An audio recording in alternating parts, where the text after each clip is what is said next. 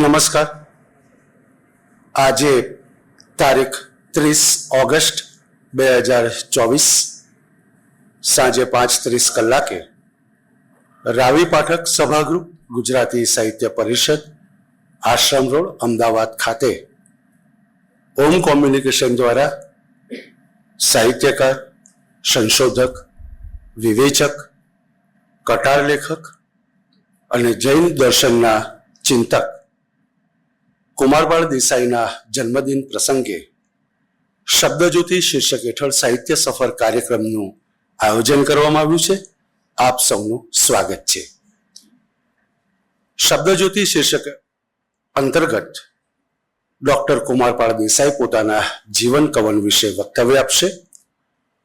તો ખૂબ તાળીઓના સન્માન સાથે માન્ય શ્રી કુમારપાળ સાહેબને વિનંતી કરું કે મંચ ઉપર પોતાનું સ્થાન ગ્રહણ કરે. આપનું સ્વાગત છે સર.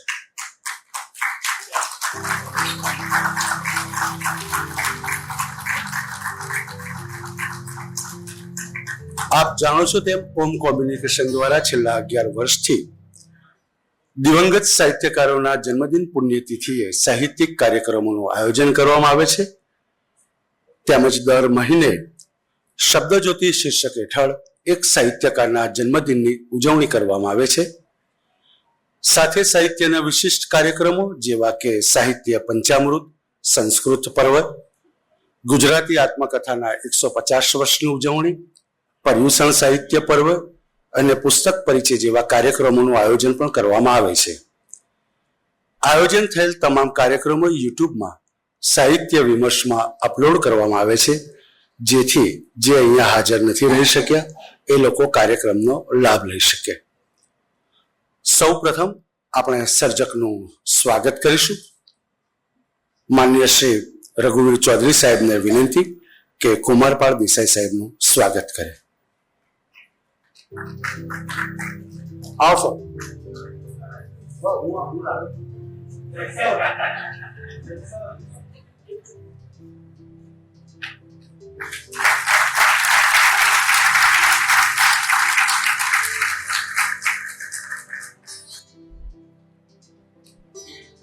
માન્ય શ્રી ગૌરવભાઈ શેઠ સાહેબને વિનંતી કે કુમારપાળ દેસાઈ સાહેબનું સ્વાગત કરે.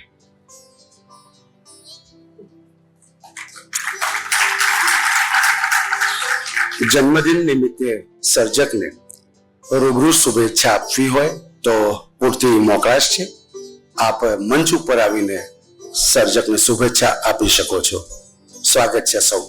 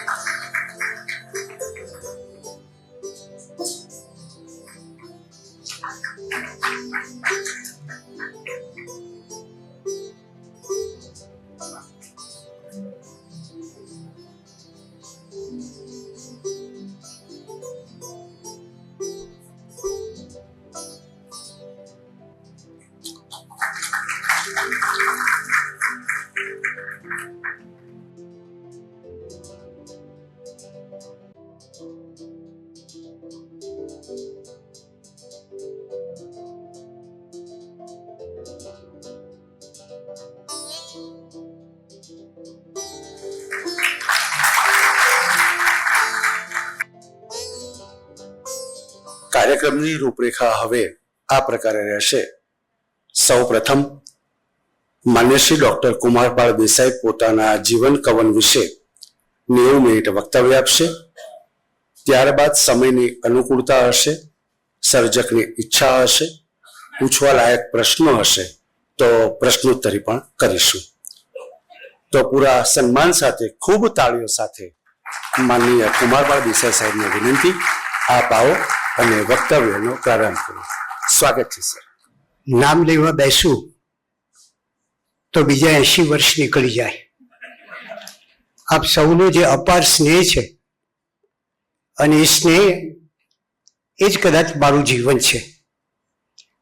મારા જીવનમાં જે અનુભવ કર્યો તે એ કે કોઈ વિદેશની ધરતી હોય, કોઈ દેશની જગા હોય, કોઈ પરિવારના સ્વજનો હોય, કોઈ વડીલો હોય, આ બધાનો અનરાધાર પ્રેમ પ્રાપ્ત થયો છે.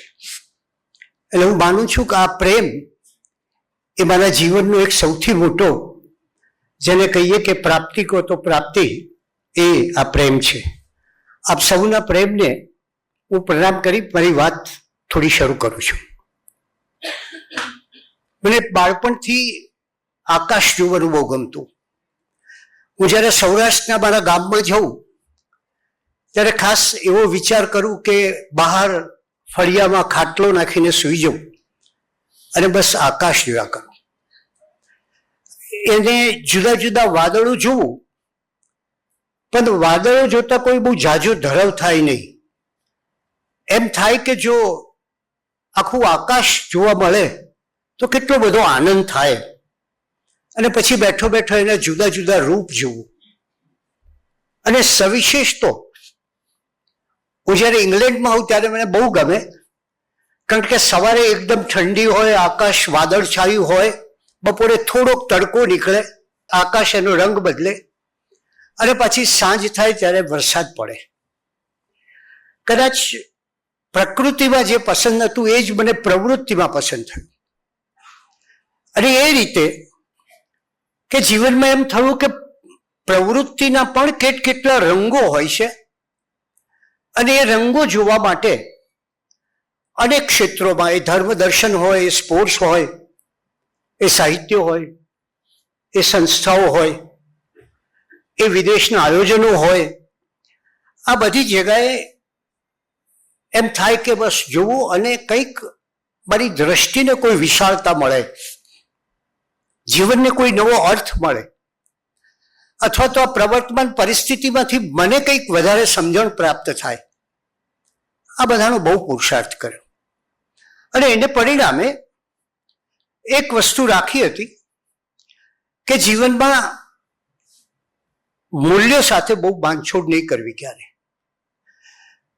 પણ એને માટે આકરા પણ ન થવું, એને માટે ગુસ્સાની પણ જરૂર નથી, એને માટે ઉપેક્ષાની પણ જરૂર નથી, પણ માત્ર પ્રેમથી આપણા મૂલ્યો જાળવી અને આપણે આપણા કામ કરવું. અને પછી વિચાર કરું છું કેવા સરસ ગુરુઓ મળ્યા, કેવા સરસ મિત્રો મળ્યા, કેવા સરસ સાથીઓ મળ્યા, કેવું સરસ પરિવાર મળ્યો, અને કેવા સરસ મારી સાથે કામ કરનારા ભાઈ બહેનો મળ્યા. અને ત્યારે એક એવો અહેસાસ થાય કે એક બાજુ ઉપનિષદ વાંચતો હોઉં, બીજી ગીતા વાંચતો હોઉં, અને સાથોસાથ જૈન દર્શન વાંચતો હોઉં. પણ મારા અભ્યાસનું મુખ્ય કામ આ કે એ જૈન દર્શન વાંચ્યું તો મને એમાંથી શું મળે છે, અને એનું કેટલા મારા જીવનમાં રૂપાંતર હું કરી શકું છું. માધ્યસ્થ વૃત્તિ સમજું, વાંચું, અને પછી થાય કે લાવ જરા જીવનમાં એની કસોટી કરી જોવું કે આપણે કેટલા માધ્યસ્થ વૃત્તિથી રહી શકીએ છીએ. અને એવી કસોટીઓ જે જુદી જુદી થતી ગઈ, અને મેં તમને કહ્યું તેમ જુદા જુદા ક્ષેત્રો, અને એટલો બધો આનંદ આવે, દરેક જગ્યાએ આનંદ. એ પછી આફ્રિકાનો નાટ્યકાર વાંચતા હોઈએ, સ્વયંકા હોય, ઓસ્ટિન બુકેનિયા હોય, કે પછી સચિન તેંડુલકરના ડ્રાઈવ હોય, કે પછી બુમરાહ જે સ્પેસ લઈ અને બોલિંગ કરતો હોય, આ બધામાં ખૂબ આનંદ આવે. એટલે એક વ્યાપકતા વચ્ચે જીવવું, જીવનના બધા ક્ષેત્રોમાં ભર્યું ભર્યું જીવવું, અને દરેક ક્ષેત્રમાં આપણાથી કંઈક થઈ શકે એવો કોઈ પ્રયાસ કરવો, એ મુખ્ય ભાવ રહ્યો. મારો જન્મ રાણપુરમાં, અને મનીષને મેં ઘણીવાર ના પાડેલી કે હવે તું રહેવા દે, અને મારા માટે પણ બહુ સારું હતું કે પર્યુષણ વખતે જ મારો જન્મદિવસ આવતો. હવે આ જરાક આગળના દિવસે આવી ગયો અને મનીષે ઝડપી લીધો, પણ મનીષના શ્રેય માટે એનો આભારી છું. એ જમાનામાં મારા માતુશ્રી એ આઝાદીની તમન્નાથી જે ગામ ધબકતું હતું એ રાણપુરમાં, એમના પિતા મોહનલાલ શેઠ બજારની અંદર ટ્રંક, એ જમાનામાં જે પતરાની પેટીઓ આવતી, ટ્રંકના મોટા વેપારી. અને બનેલું એવું કે સુખી શ્રાવકોના ફળિયામાં રે શેઠ ફળિયું એમને કહેવાય. રાણપુરમાં જન્મ થયો. અહીંયા મારા પિતાશ્રી હતા જયભીખુની જાણ થઈ 1942ની 30મી ઓગસ્ટ હતી. એ સમયે અમદાવાદમાં ઘણી તંગદિલી પ્રવૃત્તિ હતી, અને ત્યારે એમ થાય કે ક્યાંથી આ પુત્ર જન્મને માટે થયું તો પેંડા લાવવા. એટલે એમણે ક્યાંક એ સમયે કોઈક દુકાન, હડતાલ પડેલી છતાં કોઈક દુકાન ખોલાવી અને પેંડા વેચ્યા હતા, એમ એ કહેતા હતા. એકનું એક સંતાન એટલે ઘણા લાડકોડ મળે, ઈચ્છા પણ થાય કે આપણને જરા વધારે લાડ મળે, પણ પિતા કરતા વધારે લાડ મામાને ત્યાં મળે. સવારે બેસું, એક સરસ મજાની પાળી હોય એના ઉપર, અને પછી બે બાજુ બે મામાના ઘર. એટલે પહેલા એક મામીને હુકમ કરું કે સરસ મજાની 2 કપ ચા બનાવો, એ હજી પૂરું થાય ત્યાં પાછા બીજા મામીને હુકમ કરું કે હવે જરા 2 ચા આપ. આમ ખૂબ આનંદમાં રાણપુરમાં હું જઈએ ત્યારે નદીએ ફરવા જતા, વેડા, નાના નાના કુંડ હોય, ગઢમાં ફરીએ, એનો સરસ મજાનો ગઢ, અને ગઢ જોવું એટલે મને એમાંથી એમ થાય કે બહુ જોયા કરું કે કેવી રીતે અહીંયા યુદ્ધ થયું હશે, આ બંબડીઓ કૂવો એ શું છે, અને એના ભોયરામાં જવાની પણ એવી મજા આવે. અને એમાંથી થોડો ઇતિહાસ તરફનો એક ભાવ જાગ્યો. સ્કૂલમાં દાખલ થયો. એ શાળા નંબર 6 મ્યુનિસિપલ શાળા. એ જમાનામાં નવચેતન દિવાન બદલુભાઈ શારદા મંદિરની બોલબાલા, પણ મારા એક પિતરાઈ ભાઈ નીતિનભાઈ દેસાઈ, જે HK કોલેજમાં એક સમય પ્રોફેસર હતા સંસ્કૃતના, એ ત્યાં અભ્યાસ કરતા હતા, એટલે મને ત્યાં મૂક્યા. 3 માળનું એ મકાન, ઉતરવાની ખૂબ સાંકડી જગા, અડોઅડ ગોઠવેલી બેન્ચ હજી મને યાદ આવે છે.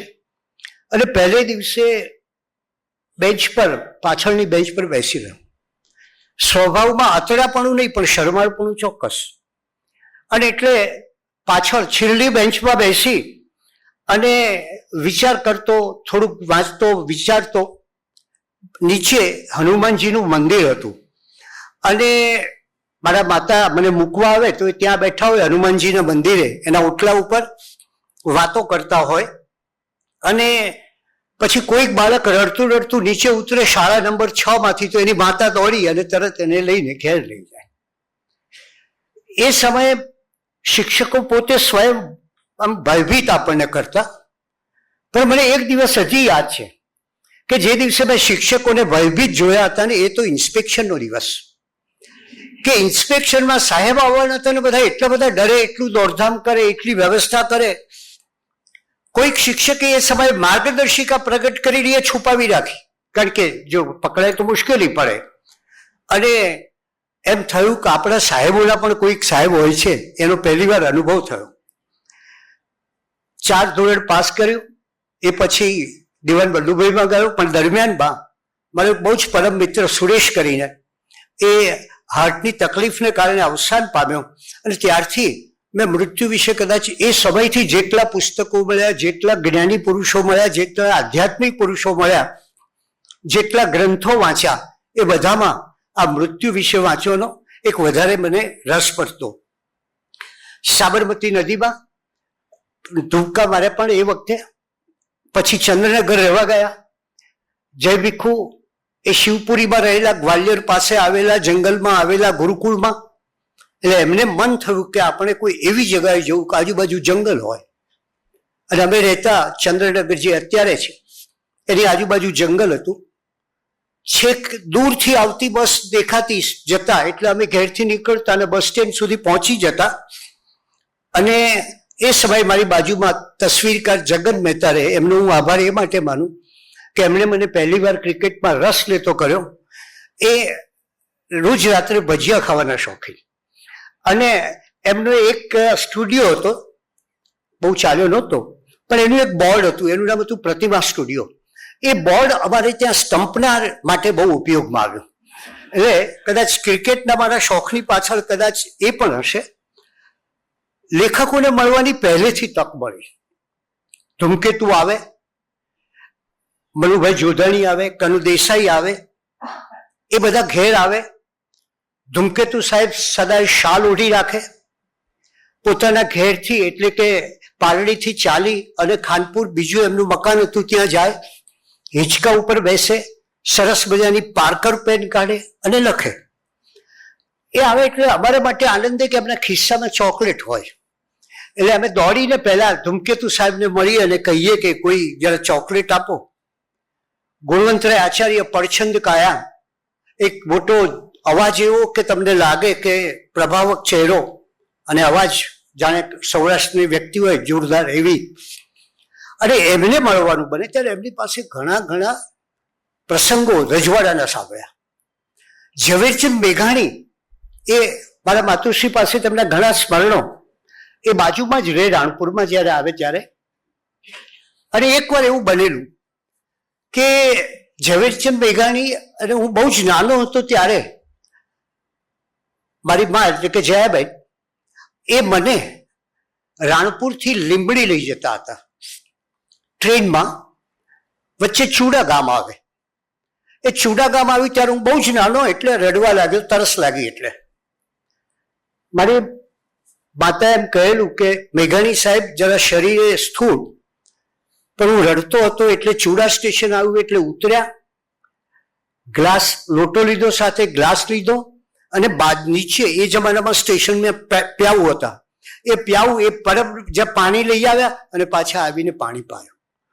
એટલે આપણે ઘણીવાર એવો ગર્વ પણ લઈએ ખોટે ખોટો કે આપણને મેઘાણીએ પાણી પાયું છે વગેરે.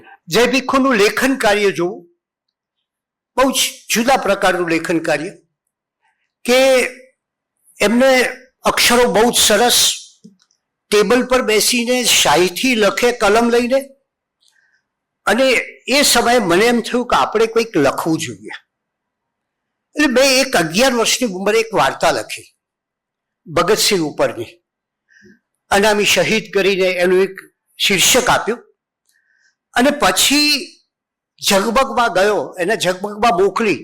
એ સમયે ઝગમગ ગુજરાત સમાચારનું સૌથી વધારે ફેલાવ ધરાવતું સાપ્તાહિક હતું. ગુજરાત સમાચાર કરતાં પણ એનો 10 ગણો વધારે ફેલાવો હતો. મને યાદ છે કે લોકો અમે બધા વાંચવા માટે એલિસબ્રી સ્ટેશન પર જતા, ત્યાં ફેરીઓ પહેલું ઝગમગ લાવે, લઈને આવે, એ આપે. જો વરસાદ હોય તો આમ નીચે શર્ટની નીચે રાખીને પણ ઘેર લાવતા ને ઝગમગ વાંચતા, એવો એ સમયે એનો પ્રભાવ હતો. એટલે આપણે એક વાર્તા લખી. વાર્તા લખ્યા પછી એક તો થયું કે આપણે પિતાશ્રીના નામે નથી જાણીતા થવું, એટલે એ વાર્તા કુબા દેસાઈના નામે લખી, કુમારપાળ બાલાભાઈ દેસાઈ. બાલાભાઈ નામ પણ ભાગ્યે જ કોઈ વખતે જાણે ગુજરાત સમાચારમાં. વાર્તા છપાઈ, અને તમે જાણો છો આપણી વાર્તા છપાય એટલે આપણને કેટલો આમ થાય કે આખી દુનિયા આપણી વાર્તા વાંચીએ છે. અત્યારે બહુ મોટું કામ થઈ ગયું. એટલે આપણે પણ આમ બતાવીએ કે જરા જોયું આપણે આ લખેલું. પછી મને થયું કે હવે થોડીક વધારે કોપી જોઈશે, એટલે ગયો ઝગમગના તંત્રી પાસે. તંત્રીએ પૂછ્યું કે આ કુબા દેસાઈ તમે? મેં કીધું હા સાહેબ. મને કે આખું નામ? મેં કીધું કુમારપાળ બાલાભાઈ દેસાઈ, જય ભીખુના પુત્ર? મેં કીધું હા. અને પછી એકના બદલે એમને 5 કોપી મને આપી. એટલે મારે એ સારું રહ્યું એ વખતે. જેમ સાહિત્યકારોને મળવાનું બન્યું ને જીવનમાં, એમ રાજપુરુષોને પણ મળવાનું બન્યું. નેલ્સન મંડેલાને મળ્યો, કેટલાક લોકોને મળ્યાની તસવીર એ માટે તાજી છે કે પોપ જ્હોન પોલ દ્વિતીયને મળ્યો.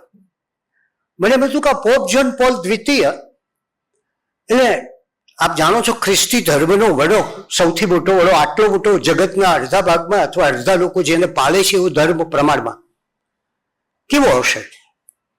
એટલે અમે લોકો ગયા અને કહ્યું કે અમે જૈન ડેલિગેશન લઈને ગયેલા. એટલે એમને ખબર નહીં કે આ જૈન કોણ છે, એટલે ઈંડું કર્યા કરે, હિન્દુ છો એમ સમજતા હતા એ લોકો.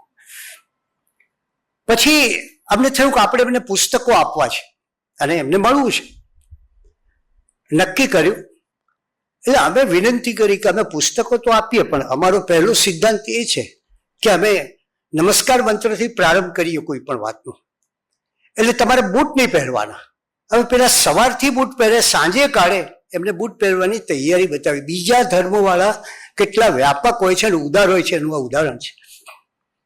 એમને પુસ્તકો આપ્યા. આપણે તો એને એમ કહીએ કે આ બીજા ધર્મના છે, વિધર્મી લોકોના પુસ્તકો છે, એવી વાત કરી. એને બહુ પ્રેમથી પુસ્તકો સ્વીકાર્યા. પછી અમે કહ્યું છેલ્લે કે અમારે ત્યાં અમે ક્ષમાપના કરીએ છીએ છેલ્લે, તો તમે ઊભા રહેશો? તો કે નિરાંતે ઊભા રહ્યા. પછી એમના મુખ્ય કાર્ડિનલે આવીને કહ્યું કે તમે કંઈક અમારી સાથે ભોજન લો. એટલે મેં એને કહ્યું કે અમને જૈન લોકોને મહેરબાની કરીને ભોજનમાં નહીં સંડોવા, એ તો તમને પરેશાનીનો પાર નહીં. આ નથી ખાતા, આ નથી ખાતા, આ નથી ખાતા. એટલે એ અમને પણ છેવટે એને ભાત ભીંડાનું શાક, બે વસ્તુ અમને ખવડાવી. એક કેવો જુદો અનુભવ મને એ વખતે થયો. ડ્યુક ઓફ એડિનબરોને મળવા ગયો. તો ડ્યુક ઓફ એડિનબરોને મળવા ગયો ત્યારે મારા બધા સાથીઓ હતા.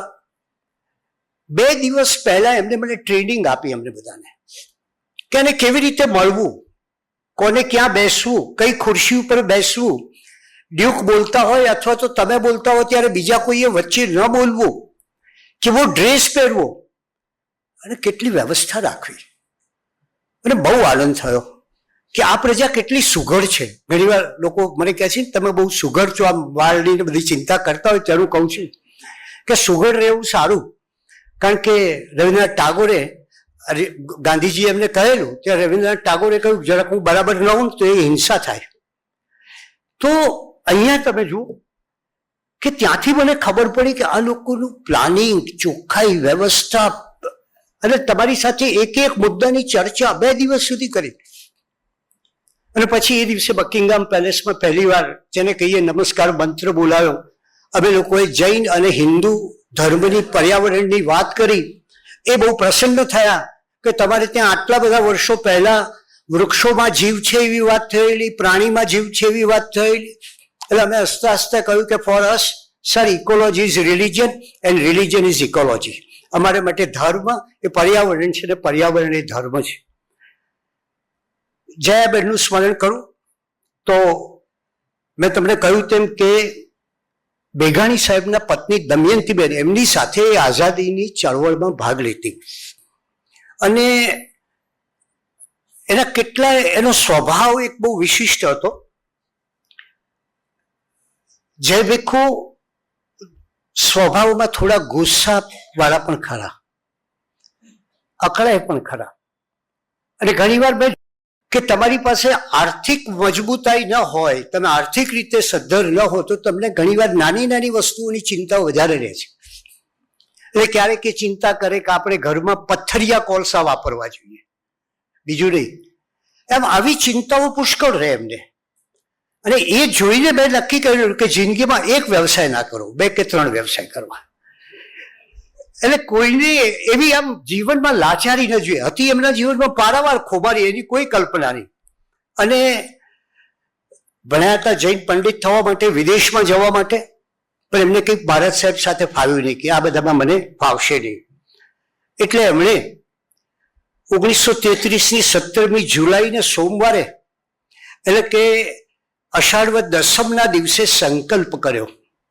એ સંકલ્પ અહીંયા હઠીસિંહનું દેરાસર છે, ભાઈ ગૌરવભાઈ તો એના ટ્રસ્ટી છે, પણ એ એના ઓટલા ઉપર બેસીને એમને સંકલ્પ કર્યો કે કલમને ખોળે માથું મૂકી માં સરસ્વતી જે કંઈ ઓછું વધુ આપે એમાંથી જીવન નિર્વાહ કરીશ.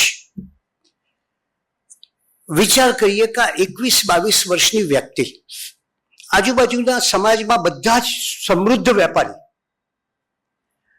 અને એ જમાનામાં જ્યારે લેખ છપાવવા ત્યારે તમારે સામેથી પૈસા આપવા પડે એવો સમય. અને ત્યારે એમણે આ સંકલ્પ કર્યો. એટલે મારા માતુશ્રી એ પોતે માદલપુર, એટલે કે VS હોસ્પિટલ પાસે આવેલી જગા ત્યાં રહે. અને ત્યાંથી શાક લેવા માટે છેક માણેક ચોક જાય, કારણ કે માણેક ચોકમાં સસ્તું શાક મળે. અને માણેક ચોકથી શાકની થેલીઓ લઈ અને ઘેર આવે. આ સ્થિતિ જોઈને અમારા કુટુંબના એક મોવડીએ કહ્યું કે તમે તમારા પિતાનો અડધો ભાગ જય ભિક્ષુને કહ્યું કે તમે કેમ નથી લેતા. એમને નક્કી કરેલું કે પૈતૃક સંપત્તિ લેવી નહીં અને પુત્રને સંપત્તિ આપવી નહીં. એટલે તમે તમારા પિતાનો ભાગ કેમ નથી લેતા. મારા દાદા હતા તો બહુ મોટા કારભારી હતા, વરસોડા લોધરા, રઘુવીરભાઈ જાણે છે. તો એ બાજુના બહુ, અને એમનો પ્રભાવ પણ ઘણો હતો.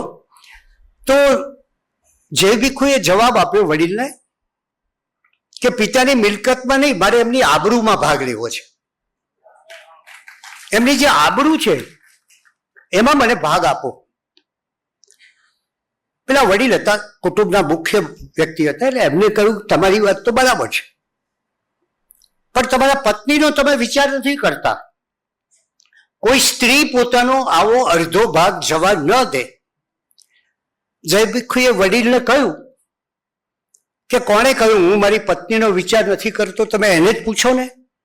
એટલે પેલા વગદાર કુટુંબના બોભી એમણે કહ્યું કે જય ભિક્ષુ જુઓ, તમારી વાત તો બરાબર છે, પણ સ્ત્રીઓ તો 2 ચમચા માટે પણ લડતી હોય છે ભાગ લેવા માટે.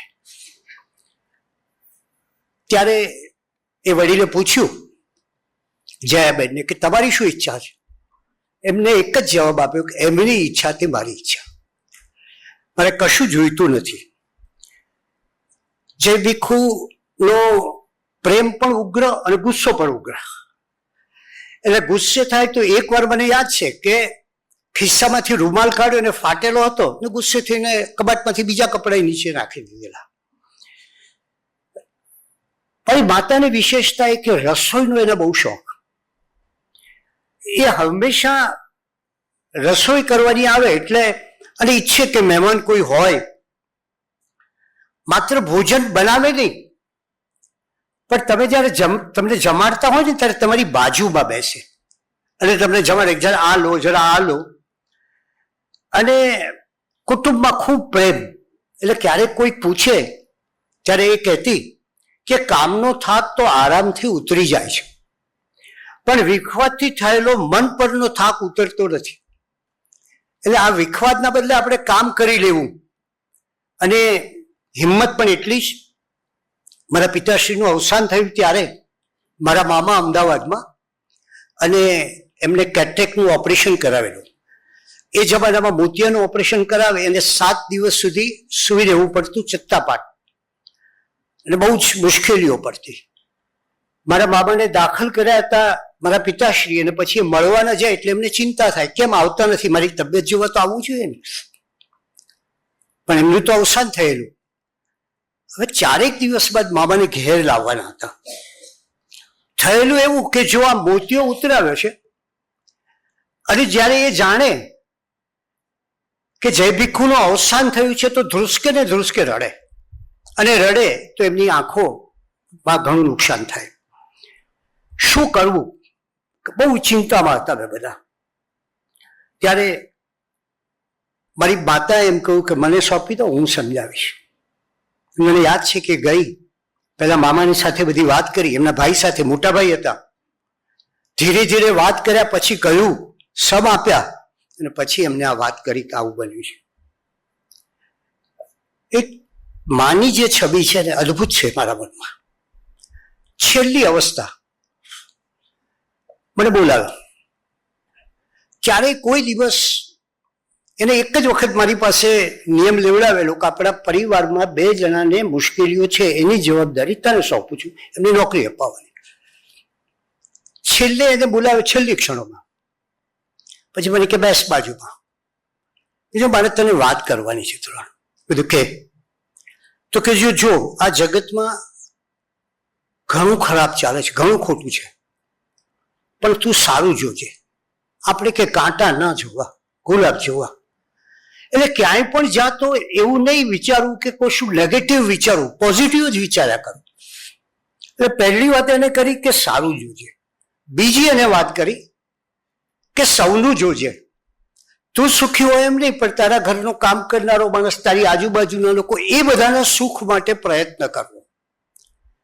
અને ત્રીજું ઊંચું જોજે. જીવનમાં કોઈ પણ સ્થિતિ હોય, કોઈ પણ પદ પ્રાપ્ત થાય, કોઈ પણ સિદ્ધિ પ્રાપ્ત થાય, કોઈ પણ આમ થાય કે બસ હવે તો આપણે ટોચ ઉપર પહોંચી ગયા, ત્યારે વિચાર કરવાનો કે આપણાથી ઊંચો કયો માણસ છે, આપણે માટે એને નિશાન બનાવજે. હું એમ માનું છું કે મેં બધા જ ગ્રંથો વાંચ્યા ધર્મના, જૈન ધર્મના અને બીજા ધર્મના, પણ જે મને જ્ઞાન એની પાસેથી આ મળ્યું છે એ ક્યાંયથી નથી મળ્યું. એને મને સ્વસ્થતા આપી, મને સારું જોતા શીખ્યો. એટલે માણસના અવગુણો દેખાય જ નહીં, બધા ગુણ જ દેખાય, અને એ માણસ સાથે ધીરે ધીરે એક પ્રેમનું નાતો બંધાય. અને એટલે ધીરુબેન મને કહેતા કે તારી આ સ્વસ્થતા જોઈને મને એમ થાય છે કે તારી માનો મને એક ફોટો આપ. એમનો બહુ આગ્રહ હતો કે તારી માનો મને એક ફોટો આપ. જય ભીખુ, મેં તમને કહ્યું તેમ બહુ અમીરી જેવું જીવન જીવ્યા, અને એમના જીવન ઉપર એક પુસ્તક પણ મેં લખ્યું છે, જીવતરની વાટે અક્ષરનો દીવો. એના ઉપરથી અક્ષરદીપને અજવાળે ચાલ્યો એકલવીર એ નાટક પણ થયું છે. જય ભીખુ સાહિત્ય ટ્રસ્ટનું આયોજન કર્યું, અને ટ્રસ્ટના અનેક કાર્યક્રમોમાં રઘુવીરભાઈ એ અમારા એક બહુ મોટા મદદ કરનારી વ્યક્તિ હતા કે જેમને ટ્રસ્ટના કાર્યક્રમોમાં ઘણી હાજરી આપી. એ પછી જય ભીખુના ચરિત્ર પ્રફુલભાઈએ લખ્યું, સુધાબેન ભટ્ટે લખ્યું, નટુભાઈ ઠક્કરે લખ્યું, વર્ષા અડાલજાએ લખ્યું. પછી થયું કે જય ભીખુના બધા પુસ્તક પ્રગટ કરવા જોઈએ. એટલે ગુર્જર ગ્રંથ રત્ન કાર્યાલય, જેની સાથે ઘણો લાંબો સંબંધ, મનુભાઈ તો અહીંયા છે જ, એ દ્વારા અમે 80 પુસ્તકો જય ભીખુના પ્રગટ કર્યા. એટલે મનમાં એવું કે આપણે જે કંઈ એમણે જે અક્ષર કાર્ય કર્યું, આટલી મુશ્કેલીઓની વચ્ચે કર્યું, એને થોડીક આપણે અંજલિ આપી શકીએ. જય ભીખુ પાસે એક એવી હિંમત હતી, કદાચ અભયનો જે કોન્સેપ્ટ છે એ મેં એમનામાં સાકાર થતું જોયું. અમદાવાદનો ભયાનક કોઈ અસામાજિક તત્વ હોય એની સામે પણ લડતા એ સહેજે અચકાતા નહીં. એના ઘણા પ્રસંગો છે, પણ અત્યારે હું ન કહું. માત્ર એમણે જે કર્યું એ પછી મને જે શિક્ષકો મળ્યા, એવા શિક્ષકો મળ્યા, નારાયણભાઈ મળ્યા, જયંતિલાલ ડેલીવાલા નામના એક શિક્ષક જે મને દિવાન બલ્લુભાઈમાં ભણાવતા કુસુમબેન મળ્યા.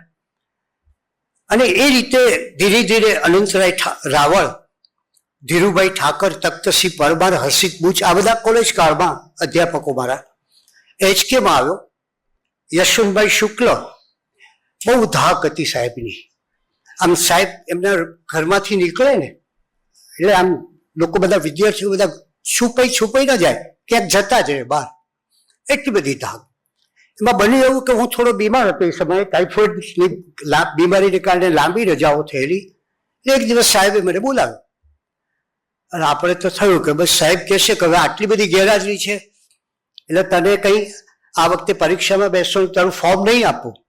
પણ એમને કહ્યું કે ના એનો વાંધો નથી, પણ તું પાસ થઈશ ને? મેં કીધું ચોક્કસ પાસ થઈશ. અને એમને ફોર્મ આપ્યું. પછી તો ઘણો સંબંધ થયો, પરિષદના દ્વારા પણ થયો. એમને એક સ્વાધ્યાયનો વર્ગ લેતા, મને બહુ યાદ છે. અને સ્વાધ્યાયના વર્ગમાં તમે યશવંતભાઈને કોઈ પણ પ્રશ્ન પૂછો તો મેં સાહેબને એકવાર પૂછ્યું કે બધું સાહેબ આ જિંદગીનો જે અર્થ છે એ શું છે, શું કરવું જોઈએ માણસે? એટલે સાહેબે મને કહેલો ઉત્તર હજી આ છે કે માણસે કર્મ કરતા રહેવું જોઈએ. બસ જિંદગીને બહુ આમ કે દૂર નહીં જવું, કામ કરવું, મહેનત કરવી અને આગળ ચાલ્યા જવું. મારા ગુરુ ખરેખર કોઈ હોય તો એ નગીનદાસ પારેખ. એમની પાસે એ જાઉં અને મને યાદ છે મારા જીવનના દરેકના જીવનમાં કેટલાક દ્રશ્યો હોય આપણે જેને યાદ કરીએ. એવું એક દ્રશ્ય મને યાદ છે કે HK કોલેજમાં ભણતો ત્યારે મને 4 પારિતોષિકો મળેલા, નિબંધ સ્પર્ધામાં, વક્તૃત્વ સ્પર્ધામાં.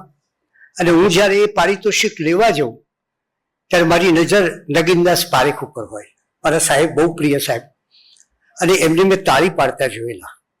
મને થાય કે નગીનદાસ પારેખ તાળી પાડે તો એ પેલા ચંદ્રકથી પણ મહાન હતી મારા માટે.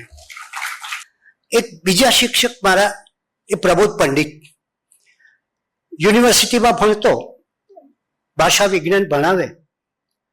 એક વખત સાહેબ મેં કહ્યું કે સાહેબ મારે મને પ્રશ્ન નથી સમજાતો, આ જરા તમે મને સમજાવશો? અરે સાહેબ કે એક કામ કર, આ કબાટ ખોલ, ત્રીજું પુસ્તક લે, અહીંયા બેસીને વાંચ, તને પ્રશ્નનો જવાબ મળી જશે. એમની રીત હતી, કોઈ પણ વિદ્યાર્થી પ્રશ્ન પૂછવા આવે, ચંદ્રકાંત શેઠને પણ આ અનુભવ હતો, એટલે એને પેલે પુસ્તક પહેલા લે, અહીંયા વાંચી લે, પછી જવાબ આપજે. અને એની સાથે પ્રેમ પણ એટલો કે એકવાર હું દિલ્હી ગયો તો મારી સાથે આખો દિવસ રહ્યા, અમે સાથે જમ્યા, મને મોટરમાં લઈને બધે ફેરવ્યો, આ બધું જ કર્યું એમણે. ઉમાશંકર જોશી એ તો એક પ્રતિભા આપણે સૌ જાણીએ છીએ. એમની સાથે એકવાર સણોસરાથી પાછા આવતો હતો મેં, અને પાછા આવતા ત્યારે સણોસરાથી સોમનાથ મેલ એલિસબી સ્ટેશન પર આવે. મારે તો સાહેબ, એટલે હું પેલા ઉપરની બર્થમાંથી ઉતરી એમની શાલ લીધી મેં, અને શાલ લઈને વાળવા લાગ્યો. મને કે નહીં, મારી શાલ તારે વાળવાની. બધું કેમ સાહેબ? મને કે ના, તું લઈ જા તો. એટલે મારું કામ હું જાતે કરું એમ, એ જે ભાવ. અને જય ભીખુનું અવસાન થયું ત્યારે એ દિવસે રાત્રે પરિષદમાં જવાનું હતું સાહેબને, અને છતાંથી ઘેર આવ્યા. ખાસ બહુ કટોકટીથી સમય પહોંચવું પડ્યું હતું. ઘેર આવ્યા અને એમણે જે શબ્દો કહ્યા, કુમાર પાળ, હવે કુમાર પાળ થજે. એટલે હવે કે સમાજ તારું કુટુંબ સાચવજે. આ આવી વ્યક્તિઓ ધીરુભાઈ મળ્યા. અને ઉમાશંકરભાઈ સાથે એકવાર કાનપુરની મેચની ચર્ચા થયેલી, મને યાદ આવે છે. સાહેબે ક્લાસમાં આવીને કહ્યું કે આજે તમે બહુ ચિંતા ના કરશો, કાનપુરની મેચમાં બાપુ નાટકર્ણી, એ વખતનું એક સ્પિનર, એને એટલી બધી મેઇડન ઓવર નાખી છે કે વિરોધીઓ કોઈ રન લઈ શક્યા નથી, એટલે તમે ચિંતા ના કરશો. પછી સાહેબે ડબલ્યુજી ગ્રેસની ક્રિકેટ વિશેની કવિતા સંભળાવી, અને લગ્ન પછી એમને મળવા ગયો ત્યારે પોતે જાતે ચા બનાવી, સાથે બિસ્કિટ તો ખરા જ, અને મહાપ્રસ્થાન પુસ્તક આપ્યું. એમ થાય કે આવી વ્યક્તિ એ આપણને આટલો પ્રેમ આપે, આપણે ધન્ય થઈ જઈએ. એ પછી ધીરુભાઈ ઠાકર પાસે આનંદઘન વિશે ભણવાનું શરૂ કર્યું. ધીરુભાઈ અને જય ભીખુ વચ્ચે અતૂટ પ્રેમ. અને એમ કે જ્યારે જય ભીખુ અવસાન પામ્યા પછી પણ ધીરુભાઈ એમ કે હું રાત્રે જય ભીખુ સાથે વાતો કરું છું. અને હિના મને એમ કહે છે કે ઘણીવાર રાત્રે એને ધીરુભાઈને આ રીતે વાત કરતા, રડતા જોયા છે. સાહિત્યની જ્યારે વાત કરું ત્યારે એમ થાય કે એક વિચાર એવો લાગ્યો કે કોઈ ધક્કો લાગે તો લખું શરૂઆતમાં. એટલે મેં જોયું કે હું પેલા સ્કૂલમાં જતો, એક સ્કૂલ ગંગાબા યા મોહિનીબા સ્કૂલ છે, એમાં મને શૈનિકભાઈ મોકલતા ક્યારેક શીખવા માટે વિદ્યાર્થીઓને. તો એ બધા મને કહે કે સાહેબ આ બધું બરાબર છે, પણ રાણા પ્રતાપ પાસે ચેતક ઘોડો હતો, શિવાજી પાસે બખ્તર હતું, અમારી પાસે કંઈ નથી, તો અમે કઈ રીતે સાહસ કર્યું? એમાંથી મને એક વિચાર આવ્યો કે નાના બાળકોએ કરેલા સાહસનું બાળ સાહિત્યનું પુસ્તક લખવું જોઈએ. અને એમાંથી એક નાની ઉંમર મોટું કામ, મોતને હાથ તાળી, એવા પુસ્તકો લખે, જ્યારે ઘણા ઇનામ એ સમય પર મળેલા. બીજી બાજુ મેં જોયું કે બિરાદરી શબ્દ આપણે માત્ર હિન્દુ અને મુસલમાન માટે જ વાપરીએ છીએ, તો શા માટે બીજા ધર્મો સાથે બિરાદરી ન હોઈ શકે? અને એમાંથી એક બિરાદરી નામનું પુસ્તક. ત્રીજું મેં એ સમયે જોયું કે લોકો બુદ્ધિશાળી માણસની વાત કરે તો બિરબલની જ વાત કરે, બાદશાહ બિરબલ. એટલે હું ગુજરાતના ઇતિહાસને ફેંદી વળ્યો. મને દામોદર મહેતા મળ્યા સોલંકી યુગમાં, જેના ઉપરથી આપણે ડાયો ડમરો શબ્દ બન્યો છે, અને એની કથા લખી. એ પછી એકવાર ભાવનગરમાં હતો 1966માં, જેમને ત્યાં ઉતરેલો, ત્યાં લાલ બહાદુર શાસ્ત્રી પોતે ઉતરેલા. કોંગ્રેસનું અધિવેશન હતું, અને મેં જોયું તો એ પોતે બહાર કોઈ પોલીસની પહેરાની કઈ નહીં, બેઠા બેઠા કામ કર્યા કરે, ફાઇલો જોયા કરે, નોંધ કરે. અને 4 કલાક થયા કામ કરતા. પછી મને થયું કે એમને કંઈક ભૂખ તરસ જેવું કંઈ હશે કે નહીં હોય. એટલે હું જરા ધીરે ધીરે પૂછવા ગયો કે જૈનનું ઘર હતું, એ બધું આપ કંઈ લેશો? એટલે એમને મને કહ્યું 3 ખાખરા ને 1 ઉકાળો આપો. એ 3 ખાખરા ને 1 ઉકાળો લઈને એમને કામ કર્યું. એ દિવસથી એમની છબી મારા મનમાં વસી ગઈ. મેં કીધું આ સાચો નેતા છે આપણો, આ દેશને માટેનો. ગાંધીજીની પછી જો કોઈને યાદ કરી શકાય એવો આ નેતા છે, અને એમાંથી આ થયું. એક એવું વાંચ્યું ઇતિહાસમાં કે ભારતના લોકો એટલા બધા દગાખોર હોય છે કે એમને રાજ્ય જો કાઢી મૂકે ને તો એ પછી દેશદ્રોહી બને છે. મેં કચ્છનો ઇતિહાસ તુલરાય કારણની સાથે સંબંધ, કચ્છનો આખો ઇતિહાસ જોયો તો કચ્છના ઇતિહાસમાં એવા ઘણા પ્રસંગો મળ્યા કે કોઈને કાઢી મૂક્યા હોય, રાજ્ય કાઢી મૂક્યા હોય, એમને બે દીકરા અને માં હોય અને વિરોધી એટલે કે દુશ્મન લશ્કર આવતું હોય તો લડ્યા હોય અને વિજય મેળવ્યો હોય અથવા તો પોતે બલિદાન આપ્યું હોય. એટલે આવી રીતે કંઈક મનમાં થાય, ધક્કો વાગે તો કરવું. સ્પોર્ટ્સમાં પણ એ રીતે ઘણા પુસ્તકો લખ્યા, રામમૂર્તિ ઉપર લખ્યું, સી કે નાયડુ ઉપર લખ્યું, લાલા અમરનાથ ઉપર લખ્યું. અને સ્પોર્ટ્સના જમાનામાં મેં જ્યારે લખવાનું શરૂ કર્યું ત્યારે અમે એમ લખતા કે અમને યાદ આવે છે કે નરીમાન કોન્ટ્રાક્ટરના માથા ઉપર એક દડો વાગ્યો હતો. હવે પછી હું વિચારમાં પડ્યું, અહીંયા ધીરે નવાસિયા છે, અમે સાથે સ્પોર્ટ્સ રિપોર્ટિંગ કર્યું છે. પછી વિચારમાં પડ્યું, મને યાદ આવે છે કહું છું, પણ ખરેખર મને યાદ આવે છે ખરું? મને તો નથી યાદ આવતું. આ તો સેજ જાણેલું પેલું યાદ છે એને લીધે હું કહું છું. એટલે પછી મેં નક્કી કર્યું કે મારે સ્પોર્ટ્સની આખું લાઇબ્રેરી ક્રિએટ કરવી. અને પછી હું કહી શકું કે 1962ની 17મી માર્ચે લંચ પછીની બીજી ઓવરના ચાર્લી ગ્રિફિથના ચોથો દડો નરીમાન કોન્ટ્રાક્ટરના જમણા કાંધથી 1 ઇંચ ઊંચે વાગ્યો. એ પહેલું જ્યારે એને 1 ઇંચ ઊંચે વાગ્યા પછી જાણે કોઈ વૃક્ષ પડી જાય એમ એના ઉપર પડી ગયો. અને પડ્યા પછી એને તરત હોસ્પિટલમાં લઈ ગયા. હોસ્પિટલમાં લઈ ગયા પછી પહેલું બુલેટિન એમ હતું કે આ વિદેશી સુકાનીની હાલત ગંભીર નથી. બીજું બુલેટિન 6 કલાક પછી આવ્યું. એમાં એવું આવ્યું કે એની સ્થિતિ જરા નાજુક થતી જાય છે. તરત જ બાજુ એટલે બાર્બાડોસથી ટ્રિનિડાડ 3000 માઇલ બાજુના ટ્રિનિડાડ ટાપુમાંથી ડોક્ટરને બોલાવવામાં આવ્યા અને એને પહેલું લોહી આપનાર, બહુ મારો પ્રિય ખેલાડી એ ફ્રેન્ક વોરેલ હતો. એને પહેલું લોહી આપનાર ફ્રેન્ક વોરેલ હતો. આ ખેલદિલી કોને કહેવાય ભાગેશભાઈ? આમ મને બહુ યાદ આવે આમાં કે જે માણસ વિરોધી ટીમનો સુકાની છે પહેલું લોહી આપે છે. એ પછી બાપુ નાનકડીને આપ્યું અને બાપુને મેં કહેલું, બાપુ તમારામાં જ લોહી ઓછું તો પાછું તમે એને દાન કર્યું. પણ વિચાર કરો તમે કે જે માણસે ભારતની ટીમને 5 ટેસ્ટ મેચમાં પૂરેપૂરી હાર આપી, એ જ્યારે ભારતની ટીમને મૂકવા ગયો ને ત્યારે એની આંખમાં આંસુ હતા. આ ખેલદિલી છે. એટલે આ બધી ઘટનાઓથી ધીરે ધીરે એમ થયું. એટલે મારી દ્રષ્ટિએ સ્પોર્ટ્સ એ જીવન સાથે જોડાયેલી વાત છે. સ્પોર્ટ્સ એ કોઈ જીવનથી બહુ નોખી વાત નથી. એવી જ રીતે ધાર્મિક પુસ્તકો લખ્યા. એક વીરચંદ રાઘવજી ગાંધી જે વિવેકાનંદની સાથે વિદેશમાં ગયેલા 1893ની વર્લ્ડ પાર્લામેન્ટ ઓફ રિલિજિયનમાં. વિવેકાનંદ તો પોતે સ્વયં પ્રતિભા, પણ વીરચંદ ગાંધી પણ એટલા જ વિદ્વાન. એ જૈન દર્શનના વિદ્વાન હોવા છતાં એમણે સાંખ્ય ઉપર પ્રવચન આપ્યું. એમને વિદેશમાં 536 પ્રવચનો કર્યા, અમેરિકા અને ઇંગ્લેન્ડમાં. એમણે પહેલી વાર ત્યાં એમ કહ્યું કે ભારત આઝાદી મેળવશે તો અહિંસાના માર્ગે મેળવશે ને આઝાદી મેળવ્યા પછી સહ અસ્તિત્વથી રહેશે. એ સમય જ્યારે એમણે આ કહ્યું ત્યારે મહાત્મા ગાંધી બેરિસ્ટરીનું ભણતા હતા લંડનમાં. એમને લોકોએ પૂછ્યું કે તમારા દેશમાં તો ક્યાં બધું, આપણા દેશની ઘણી મથરાવટી બેલી હતી કે કોબરાનો દેશ છે, રાજાઓનો દેશ છે, માણસો તો છે જ નહીં. ત્યારે આ માણસે કહ્યું કે અમારા દેશનું એક આખું કલ્ચર છે. અને એને કહ્યું કે તમે દારૂ પીઓ છો, અમે તો પાણી પીને આનંદ માણીએ છીએ.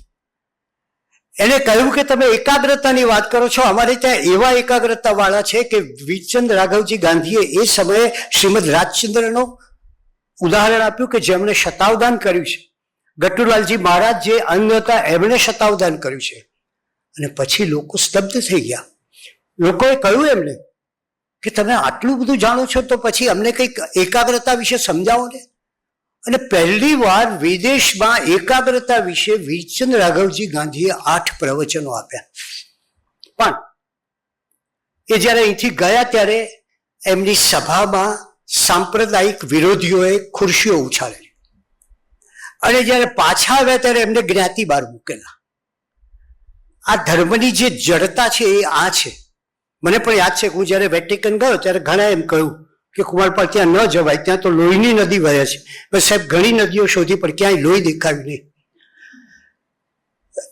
એ રીતે મેં તમને કહ્યું તેમ કે આ લખતા લખતા એક વિચાર એવો આવ્યો કે મારે કંઈક એવું લખવું છે કે એ જમાનામાં જર્નાલિઝમ એટલે એવું મનાતું કે આમાં આકાશમાંથી ઉતરી આવે છે, પ્રેરણા, બસ તમારામાં હોય છે પ્રેરણા. અને હતું, મેઘાણી હતા આપણી પાસે, આવા શામળદાસ ગાંધી હતા, અમૃતલાલ શેઠ હતા. પણ માત્ર પ્રેરણાથી ન ચાલે. હવે તો જર્નાલિઝમ એ પ્રોફેશન છે. અને એને પરિણામે એક પુસ્તક લખ્યું, અખબારી લેખન, કે અખબારને માટે કઈ રીતે લેખન થઈ શકે, અને એ વાત થઈ. ફરી પાછો પેલો ધક્કો યાદ આવે છે. એકવાર ધૂમકેતુ મારે ત્યાં હતા અને જયભીખુ સાથે વાત કરતા, બંને એકબીજાની આમ મજાક મશ્કરી બહુ કરે.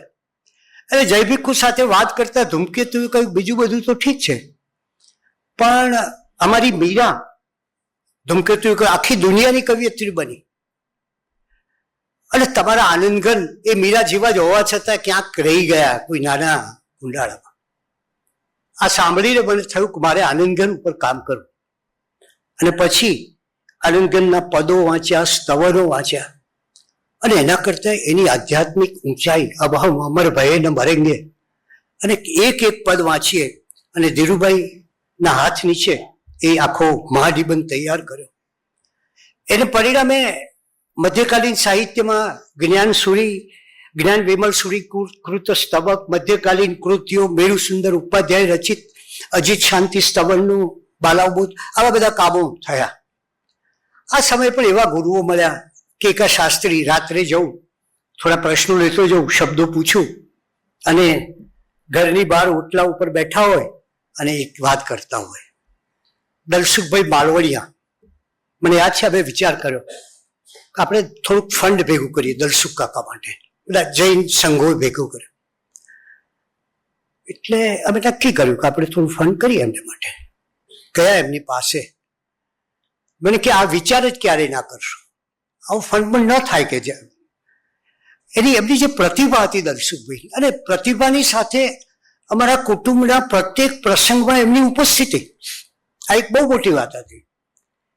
બેચરદાસ દોશી સાથે પારિવારિક સંબંધ, એમના પત્ની અજવાળીબેન, એ અજવાળીબેન સાથે કદાચ કંઈક જરાક ખટરાક જેવું થાય તો એ જયભીખુને જ બોલાવતા. એ વખતે આનંદગન વિશે 3 પુસ્તકો લખ્યા, પછી થોડાક વિવેચન લેખોના પુસ્તકો થયા.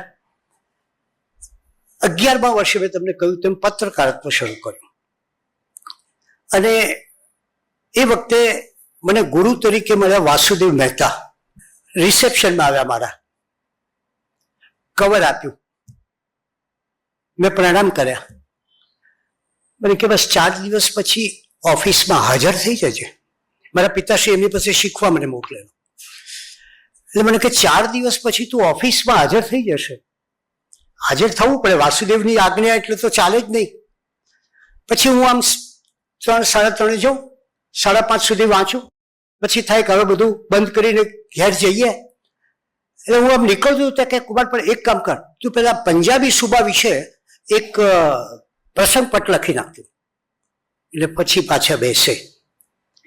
અને એ સમયે એક સમય એવો હતો કે જ્યારે હું સ્પોર્ટ્સમાં પુષ્કળ લખતો, એમાં કોમેન્ટ્સ લખતો, મેચ, આખા દિવસની મેચ જોતો.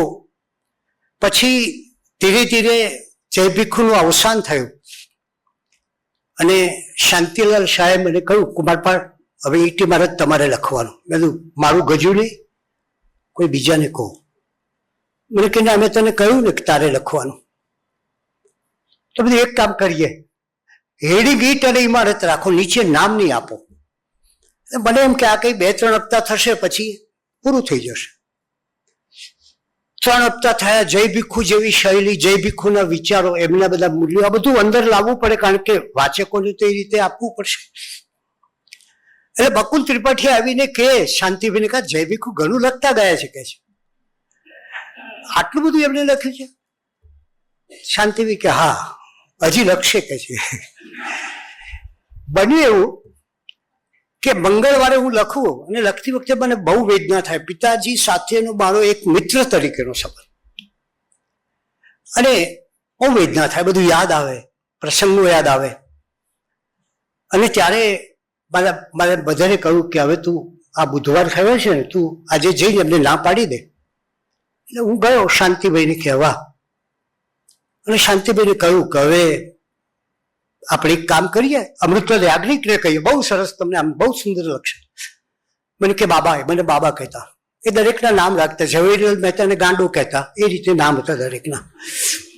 તો મને કે બાબા જો, મેં તો ગઈકાલ તારું મેટર નામ મૂકી દીધું છે, એટલે હવે કઈ બાબા માથાકૂટ ના કરતું. આ પ્રેમ હતો એમનો. અને મારે એમને હું એ માટે યાદ કરું છું કે એમણે જેમ કે વર્ષા આડાલજા, તો એમના પિતાનું અવસાન થયું ગુણવંતરાય આચાર્યનું, તો એમને કહ્યું, એમને કહે કે તું મારે ત્યાં સમાચાર લખ, પણ એને કહ્યું કે મને લખતા નથી આવડતું. લખતા ના આવડતું તો કંઈ નહીં, થોડુંક બ્યુટિફિકેશન ઉપર લખજે, બ્યુટી ઉપર લખજે. આ એમની પાસે એક શક્તિ હતી, જોવાની શક્તિ હતી કે જે હોય. પછી તો એક આખો પારિવારિક સંબંધ શ્રેયાંશ, બાહુબલી, નિર્મમ આ બધા સાથે થયો. પણ ધીરે ધીરે મારા વિષયોમાં મેં પરિવર્તન કર્યું. પહેલા હું રથયાત્રા ઉપર લખતો, લોકોને ગમતું. પહેલા હું શિવ ઉપર લખતો, લોકોને ગમતું. હું હવે ચેન્જ કરી નાખ્યું આખું. હવે હું એલન મસ્ક ઉપર લખું છું, કારણ કે હવેનો વાચક છે એ આખો બદલાઈ ગયો છે. એટલે ઘણી વાર તો મને એમ થાય કે અનેકાંતવાદથી માંડીને આર્ટિફિશિયલ ઇન્ટેલિજન્સ સુધી આપણે જવું પડે છે. અને એ જ રીતે જાણ્યું છતાં અજાણ્યું શરૂ કર્યું. પિતાશ્રી હતા એ મંત્રોને એ બધું લખતા, મેં બંધ કરી દીધું. બધું મારે એમાં નથી જવું.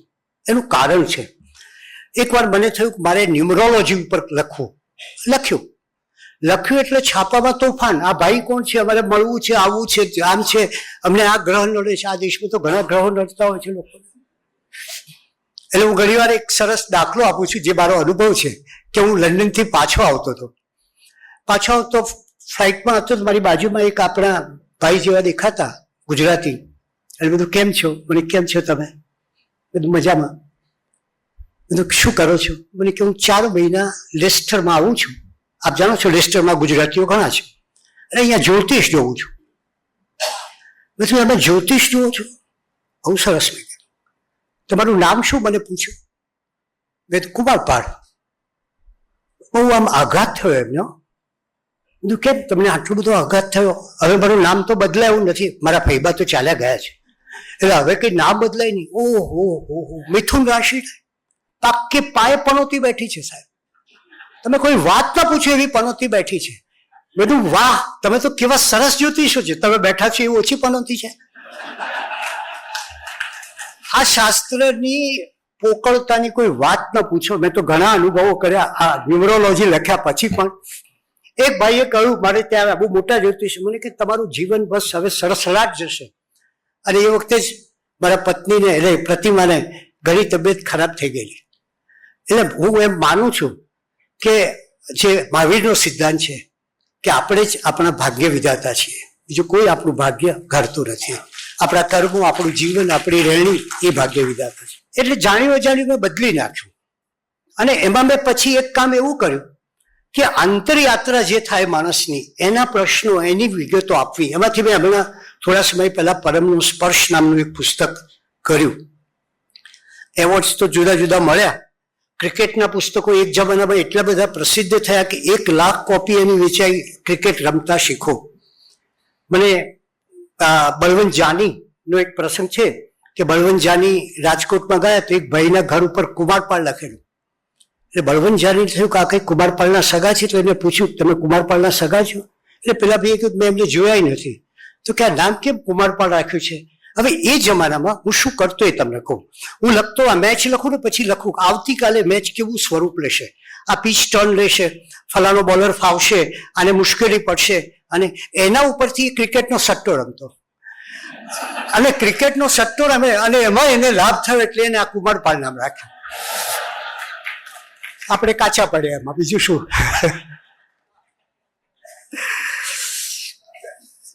એક ક્ષેત્ર અધ્યાપનનું HK આર્ટ્સમાં ફેલો થયો, નવગુજરાત કોલેજમાં આવ્યો, ભાષા સાહિત્ય ભવન, આ બધા જ મિત્રો, સતીશભાઈ એ બધા મિત્રો સાથે કામ કરવાની તક મળી. સતીશભાઈનું ઘણી વાર એમ કહું છું કે મારા જીવનમાં બહુ મહત્વનો ફાળો છે. એવું થયું કે હું 2004ની વાત કરું છું. એ જમાનામાં બહુ મોડો ઉઠતો, 8, 8:30 ઉઠું નિરાતે. સતીશભાઈ જાણે પણ ખરા. એક દિવસ સવારમાં 6:45 સતીશભાઈનો ફોન આવ્યો એટલે મને ભારે ગુસ્સો ચડ્યો કે આ માણસ કેમ મને 6:45 ફોન કર્યો. સતીશભાઈ હતા એટલે તો ગુસ્સો થાય જ નહીં મારે. આવે બધું શું છે? મને કે કુમારપાળ તમને પદ્મશ્રી મળ્યો છે. બધું શું વાત છે? મને આશા નહોતી, કારણ કે હું તો હજી આજે પ્રસંગપટમાં પ્રસંગ કથા લખું ત્યારે સરકાર વિશે લખતો જાઉં છું, પણ એ સતીશભાઈને કારણે પ્રાપ્ત થયો એવું હું હજી આજે પણ માનું છું. એ પછી ધર્મદર્શનના ક્ષેત્રો છે. એક સરસ કામ મેં ઇન્સ્ટિટ્યૂટ ઓફ જૈનોલોજી દ્વારા કર્યું. વિદેશમાં આપણી બહુ સરસ હસ્તપ્રતો હતી. પ્રાકૃતનું સુંદર વ્યાકરણ ત્યાં મળે, બીજું બધું મળે. મારા એક મિત્ર, જીવનમાં આવા મિત્રો મળે ને તો આપણું ભાગ્ય ખુલી જાય. એનું નામ છે નેમુચંદરિયા. મોટા આયોજનો કરે અને છતાં આયોજનો કર્યા પછી પોતાના સાથીને સહેજે ન ભૂલે. એક વખત બહુ મોટું આયોજન એને કરેલું, જેમાં બ્રિટનના મોટા મોટા લોકો બધા હતા. એને પેલા કોઈ પાર્કર પેનનો સેટ ભેટ આપ્યો. એને તરત બૂમ પાડીને મને બોલાવ્યો કે આ પેનમાંથી એક પેન તારી છે ને એક પેન મારી છે. એક અત્યંત ઉમદા માણસ, જે કોઈ પણ સભાનું આખું આયોજન એનું હોય, ખુરશી ઉપર આપણને બેસાડીને એ સૌથી છેલ્લે બેઠો હોય. એને કારણે મેં તમને કહ્યું તેમ અમે કેપટાઉનમાં ગયા, એટલે કે દક્ષિણ આફ્રિકાના કેપટાઉન શહેરમાં 1999માં. 1993માં શિકાગોની વિશ્વ ધર્મ પરિષદમાં ગયો અને ત્યાં મેં 1893માં જે વીરચંદ રાઘવજી ગાંધીએ વક્તવ્ય આપ્યું હતું એ વીરચંદ રાઘવજી ગાંધીના ચરિત્ર વિશે મેં વાત કરી એ પાર્લામેન્ટમાં. અહીંથી હું 2 મૂર્તિઓ બનાવીને એક મોકલી ત્યાં, અત્યારે પણ શિકાગોના દેરાસરની બહાર છે. મને બતાવવું હતું કે એક માણસ પોતાની ભારતીય સંસ્કૃતિના પ્રેમને કારણે શું કરી શકે છે. મેં એક ભારતીય સંસ્કૃતિનો આત્મા એમના વિશેનું પુસ્તક લખ્યું છે. તો ત્યાં એક અહીંયા મૂર્તિ બનાવી આખી એમની. હવે મૂર્તિ તો થઈ, પણ પ્રોબ્લેમ એક થયો કે એ જમાનામાં જૈન લોકો જુદી પાઘડી પહેરતા, શ્રાવક લોકો જુદી પાઘડી પહેરે. પાઘડી મળે નહીં મને. આ જે પાઘડી હતી આપ જાણો છો, પાઘડીમાં તો ઘણા છે. અહીંયા એ છેક શોધતા શોધતા હું મહુવા ગયો, મહુવાના ગામડામાં ગયો અને એક મળ્યા વડીલ જૈન શ્રાવક. મેં તમારી પાઘડી આપો. મને કે તમે મારી પાઘડી ઉતરાવો છો? મેં તો સારા કામ માટે ઉતરાવું છું. અને એ પાઘડી લઈ અને એ શિલ્પી પ્રભુદાસ શિલ્પી નામના હતા અહીંયા વિશાલા પાસે, એની પાસે રાખી અને એને એના ઉપરથી કરી. એના 2 શિલ્પ બનાવ્યા, એક મહુવા એના ગામમાં મૂક્યું અને એક અહીંયા મૂક્યું.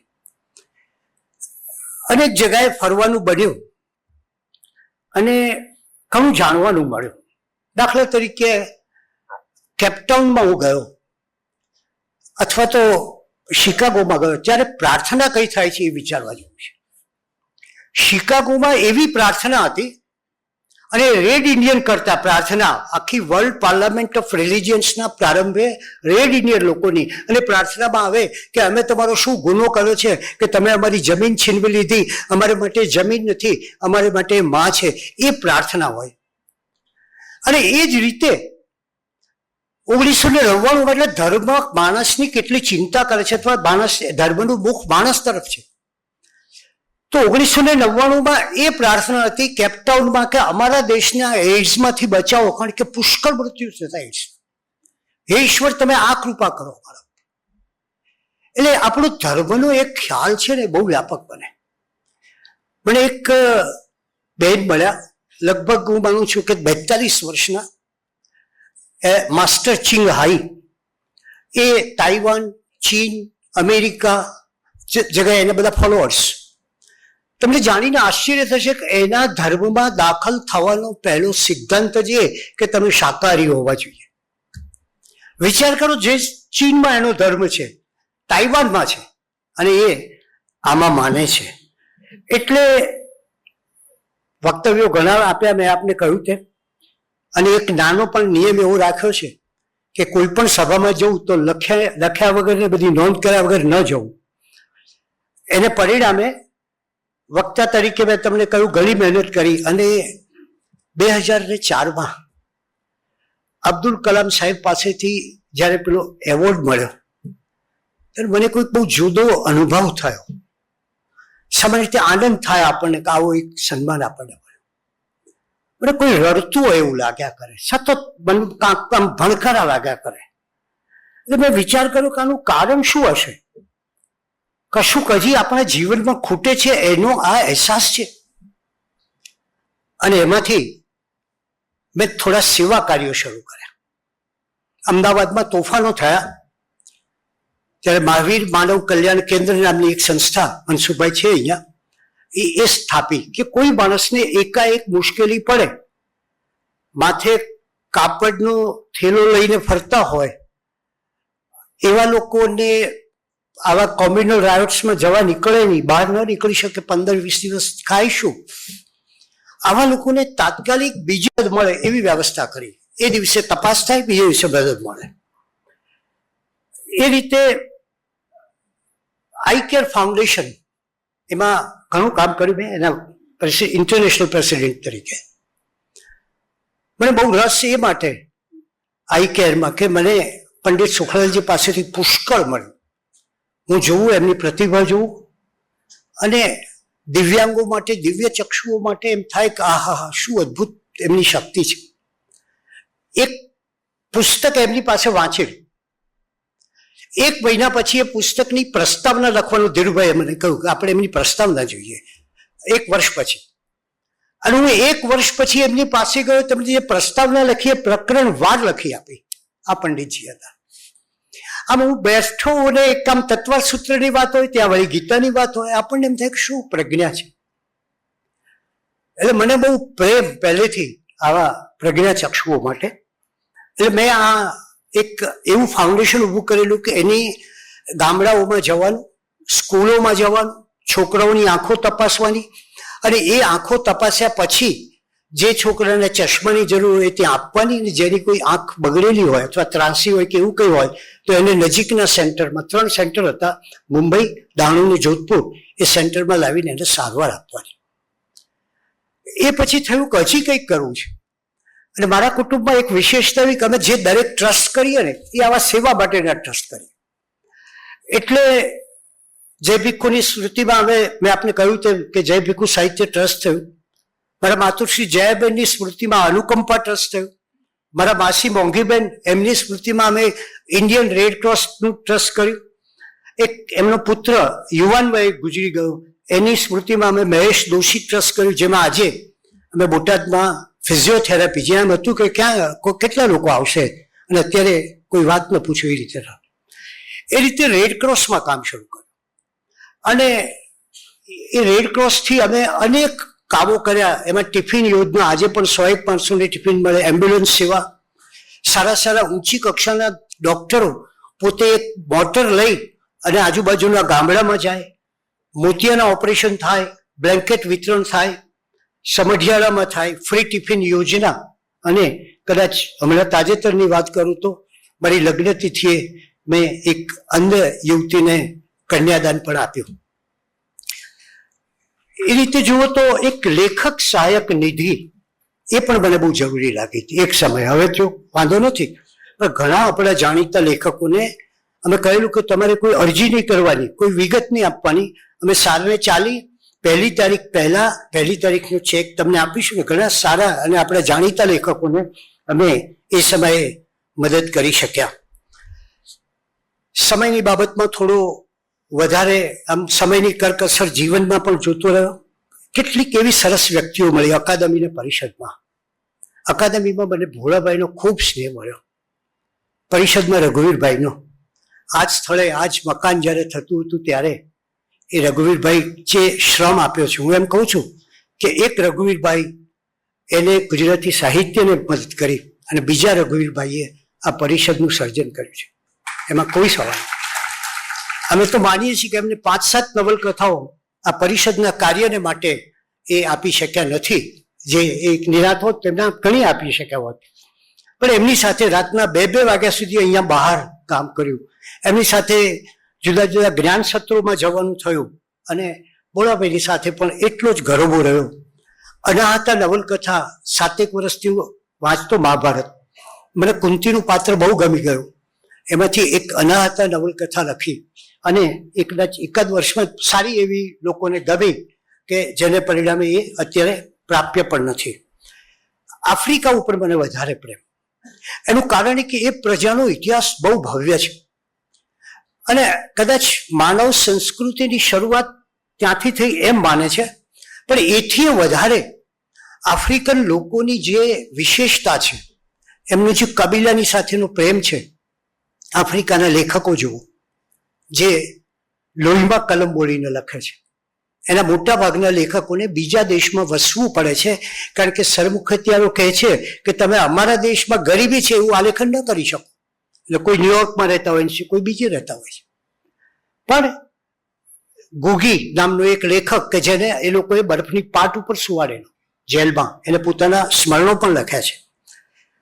શિક્ષણમાં પણ પ્રયોગો સતત કરતો રહ્યો અને એ જ રીતે સ્વભાવ પ્રમાણમાં થોડો શરમાળ ખરો. આમ તો ન કેવો છે તમે જ વધારે કહી શકો, હું ન કહી શકું, પણ બહુ જાતને આગળ ન કરવી, એમ કામ કર્યા કરવું. પછી આપોઆપ જે કંઈ થતું હોય, કર્મકાંડમાં ચુસ્તતા નહીં પણ વ્યાપકતા.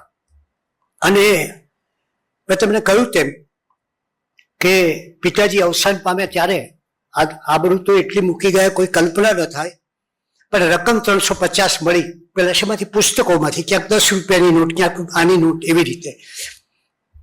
પણ ખુમારીથી જીવ્યા. એ જીવન કેવું હું વિચાર કરું છું. આપણે નર્મદને યાદ કરીએ કે પૈસા હોય કે ન હોય એની કોઈ તમા નહીં. અને લખ્યું છે શું? એમને પોતાના અવસાન પહેલા 1 મહિને જિંદગી જાત્રા જેવી ગઈ, રાજા મહારાજા જેવી ગઈ. વિચાર કરો તમે, કેવી ખુમારી હશે આ સર્જકોની. અને એ સમયે મેં તમને કહ્યું તેમ એટલે નક્કી કર્યું આપણે કે આપણે અધ્યાપક થવું, પત્રકાર થવું ને લેખક થવું. 3 કામ તો ઓછામાં ઓછા કરવા પડે. બીજું, અનેકાંતનો એક અનુભવ થયો. સતત જગતમાં જ્યાં જઈએ ત્યાં આપણને જે પ્રેમ મળે, આ બધી જોવા મળે. અને સૌથી વધારે રાજકીય લાભથી અળગા રહેવું, આપણી કોઈ વિવાદમાં ન ઉતરવું. પ્રેમ બધાનો મળ્યો, ઘણા લોકોનો મળ્યો. શંકરસિંહભાઈ હોય કે બાબુભાઈ હોય, આ બધાનો પુષ્કળ પ્રેમ મળ્યો છે. પણ કોઈ દિવસ એવું વિચાર નથી કર્યો કે આનાથી મને કંઈક મળે. અને એ રીતે કોઈ પ્રસંગ કથામાં તો મેં આપને કહ્યું તેમ કે, અને એક કેટલીક વસ્તુ હું ઘણી કડક લખતો, એટલે એક તો મંત્રીશ્રી અકળાયેલા મારા ઉપર કે તમે બધા અમને આવા જ માનો છો? એમ કે અમે આવા જ છીએ. સાહેબ જે છે હું લખું છું, બીજું તો શું કહું તમને. અખબારમાં લખતા ઘણા પ્રશ્નો ઊભા થયા અને એ બહુ મજાની વાત છે. મેં એકવાર લખેલું, સ્પોર્ટ્સમાં લખેલું કે પેટ ઉતારો હેટ. પેટ એટલે પટોડીના નવાબ. અને એને મેં લખેલું તમે મેચ જોવાના બદલે અંદર બેસીને ટેલિવિઝન ઉપર મેચ જોવો છો, એ બરાબર નથી. તમારું હેટ એટલે તમારું સુકાની પદ આપી દો. પછી મને ઘણી ધમકીઓ પ્રાપ્ત થયેલી કે તમારે આમ કરીશું, તેમ કરીશું વગેરે. મેં એક મહારાજ સાહેબ વિશે લખેલું. એમણે કહેલું હું 50,000 માણસોને લઈ અને મોટું એમ કે એમનો વિરોધ કરવા જઈશ. કસ્તુરબાઈ ગણતરીના 500 માણસ હતા. એટલે મેં લખ્યું ગણતરીના 500 માણસ હતા, એ વધારે લખું છું. બીજે દિવસે હું પ્રેસમાં ગયો, ગુજરાત સમાચારમાં. તમે જોયું તો બહાર પોલીસો બધી ઉભેલી. મેં શાંતિભાઈને પૂછ્યું કેમ આજે આટલું બધું સંરક્ષણ આપણું? મને કે તારે કારણે ત્યાં લખ્યું ને એટલે આ બધું થયું છે. ચાલો, તાજેતરમાં મેં એક લખેલું, એમાં એવું લખેલું કે જરા હતું તો ઇતિહાસને જ અનુલક્ષીને પુસ્તકમાંથી જ લખેલું, એ રાજાએ લખેલા પુસ્તકમાંથી જ કામ કરેલું. તો એક દિવસ મારા ઉપર ક્ષત્રિય સમાજે કહ્યું કે બસ છાપું બાળી નાખીશું, તમને પતાવી દઈશું. એ લોકો આવ્યા બધા. ત્યારે કોઈક ભાઈ જેમને ત્યાં ઉતર્યા છે એમને કહ્યું કે નહીં, આ માણસને તું ઓળખું છું, આવો નથી, આપણે મળવું જોઈએ, આવું તોફાન નહીં કરો. એ મળવા આવ્યા. એમને કહ્યું તમે આવું લખ્યું જ કેમ? પણ મેં કીધું હું શું કરું બીજું, આ તમારા રાજા સાહેબે જ લખેલું છે, અંદર જુઓ, વાંચો, તમે પુસ્તક કાઢીને બતાવ્યું. એટલે આવા બધા ઘણા અનુભવો થયા. લખો ત્યારે આવા થોડાક અનુભવો થતા રહે, પણ એનો પણ એક આનંદ છે. સંસ્થાઓ માટે સંઘર્ષ, ખાસ કરીને વિશ્વકોશની વાત કરું. પૂજ્ય ધીરુકાકાને નું એક સ્વપ્ન હતું કે મારા ગુજરાતમાં એક વિશ્વકોશ હોવો જોઈએ. અને એ સ્વપ્નમાં એમને વાત કરી સાકરચંદભાઈને, આપમાંથી કેટલાક જાણતા જ હશે ને. સાકરચંદભાઈ એમણે કહ્યું કે આ વિશ્વકોશ શું મારું બેટું? અરે કે વિશ્વકોશ તો હોવો જોઈએ, દરેક પ્રજામાં હોય. એટલે સાકરચંદભાઈએ નંદુભાઈ પૂજ્ય શ્રી મોટાના અંતેવાસી એમને પૂછ્યું કે આ વિશ્વકોશ કેવો? અરે નંદુભાઈએ કહ્યું કે આ વિશ્વકોશ માટે તો અમે ગુજરાત યુનિવર્સિટીને દાન આપ્યું છે 10 લાખ રૂપિયા, અને એ લોકોએ કંઈ કર્યું નથી. અમે પાછું માગીએ છીએ. એ લોકો પાછું માગે છે દાન. હા, એટલે કંઈ કર્યું નથી, પાછું માગે છે. એટલે બીજે દિવસે આવ્યા સાકરચંદભાઈ, આપણે કરો ધીરુબેન કે આપણે કરો વિશ્વકોશ, બહુ સરસ કામ છે. શરૂઆત કેવી રીતે કરવી ધીરુભાઈએ વિચાર કર્યો. એમના મનમાં તો બધી કલ્પનાઓ હતી જ, યુનિવર્સિટીમાં ન થયું, વિદ્યાપીઠમાં ન થયું. એટલે એમણે પછી એકવાર મને કહ્યું કે આપણે જે ત્રિવેદી સાહેબને મળીએ, સાયન્સમાં હતા.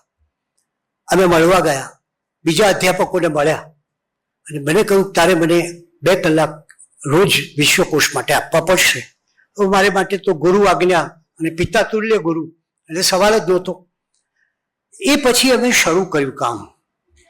એક અર્થમાં કહીએ તો ધીરુભાઈને માટે એક મિશન હતું, તબિયતની ચિંતા નહીં.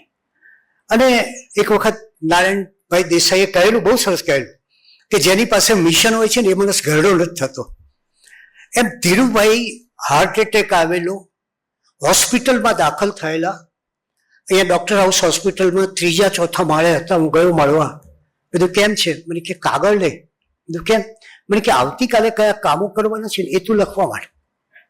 આ એમની ભાવ. અને ક્યારેક જરૂર પડે તો કડક પણ થતા. અમે એકવાર ચિમનભાઈ પટેલને મળવા ગયા અને કહ્યું કે તમે આ વિશ્વકોશ કરીએ છીએ, તમે કંઈક અમને મદદ કરો. બનેલું એવું કે સાકરચંદભાઈ 1 વર્ષમાં અવસાન પામ્યા. એટલે અમારી પાસે 13 લાખની મૂડી અને લગભગ 1.25 કરોડનો પ્રોજેક્ટ. એ વખતે પછી તો વધ્યો, કારણ કે એ વખતે 20 ગ્રંથો હતા, પછી 25 થયા. એટલે ધીરુભાઈએ કહ્યું કે સાકરચંદભાઈ તો ચાલ્યા ગયા, એટલે હવે અમારે કોઈક જગા કંઈકથી મળે તો સારું. એટલે અમને એક શ્રેણીકભાઈએ જગા આપી હતી, રસોડું આપ્યું હતું. અને એ રસોડું આપ જાણો છો, HL કોમર્સ હોસ્ટેલની બાજુનું રસોડું છે, અમદાવાદ એજ્યુકેશન સોસાયટીનું, જ્યાં એ પાટલીઓ હતી, લાદીઓ બધી લગભગ એટલે ઘણા વખતથી બંધ હતું.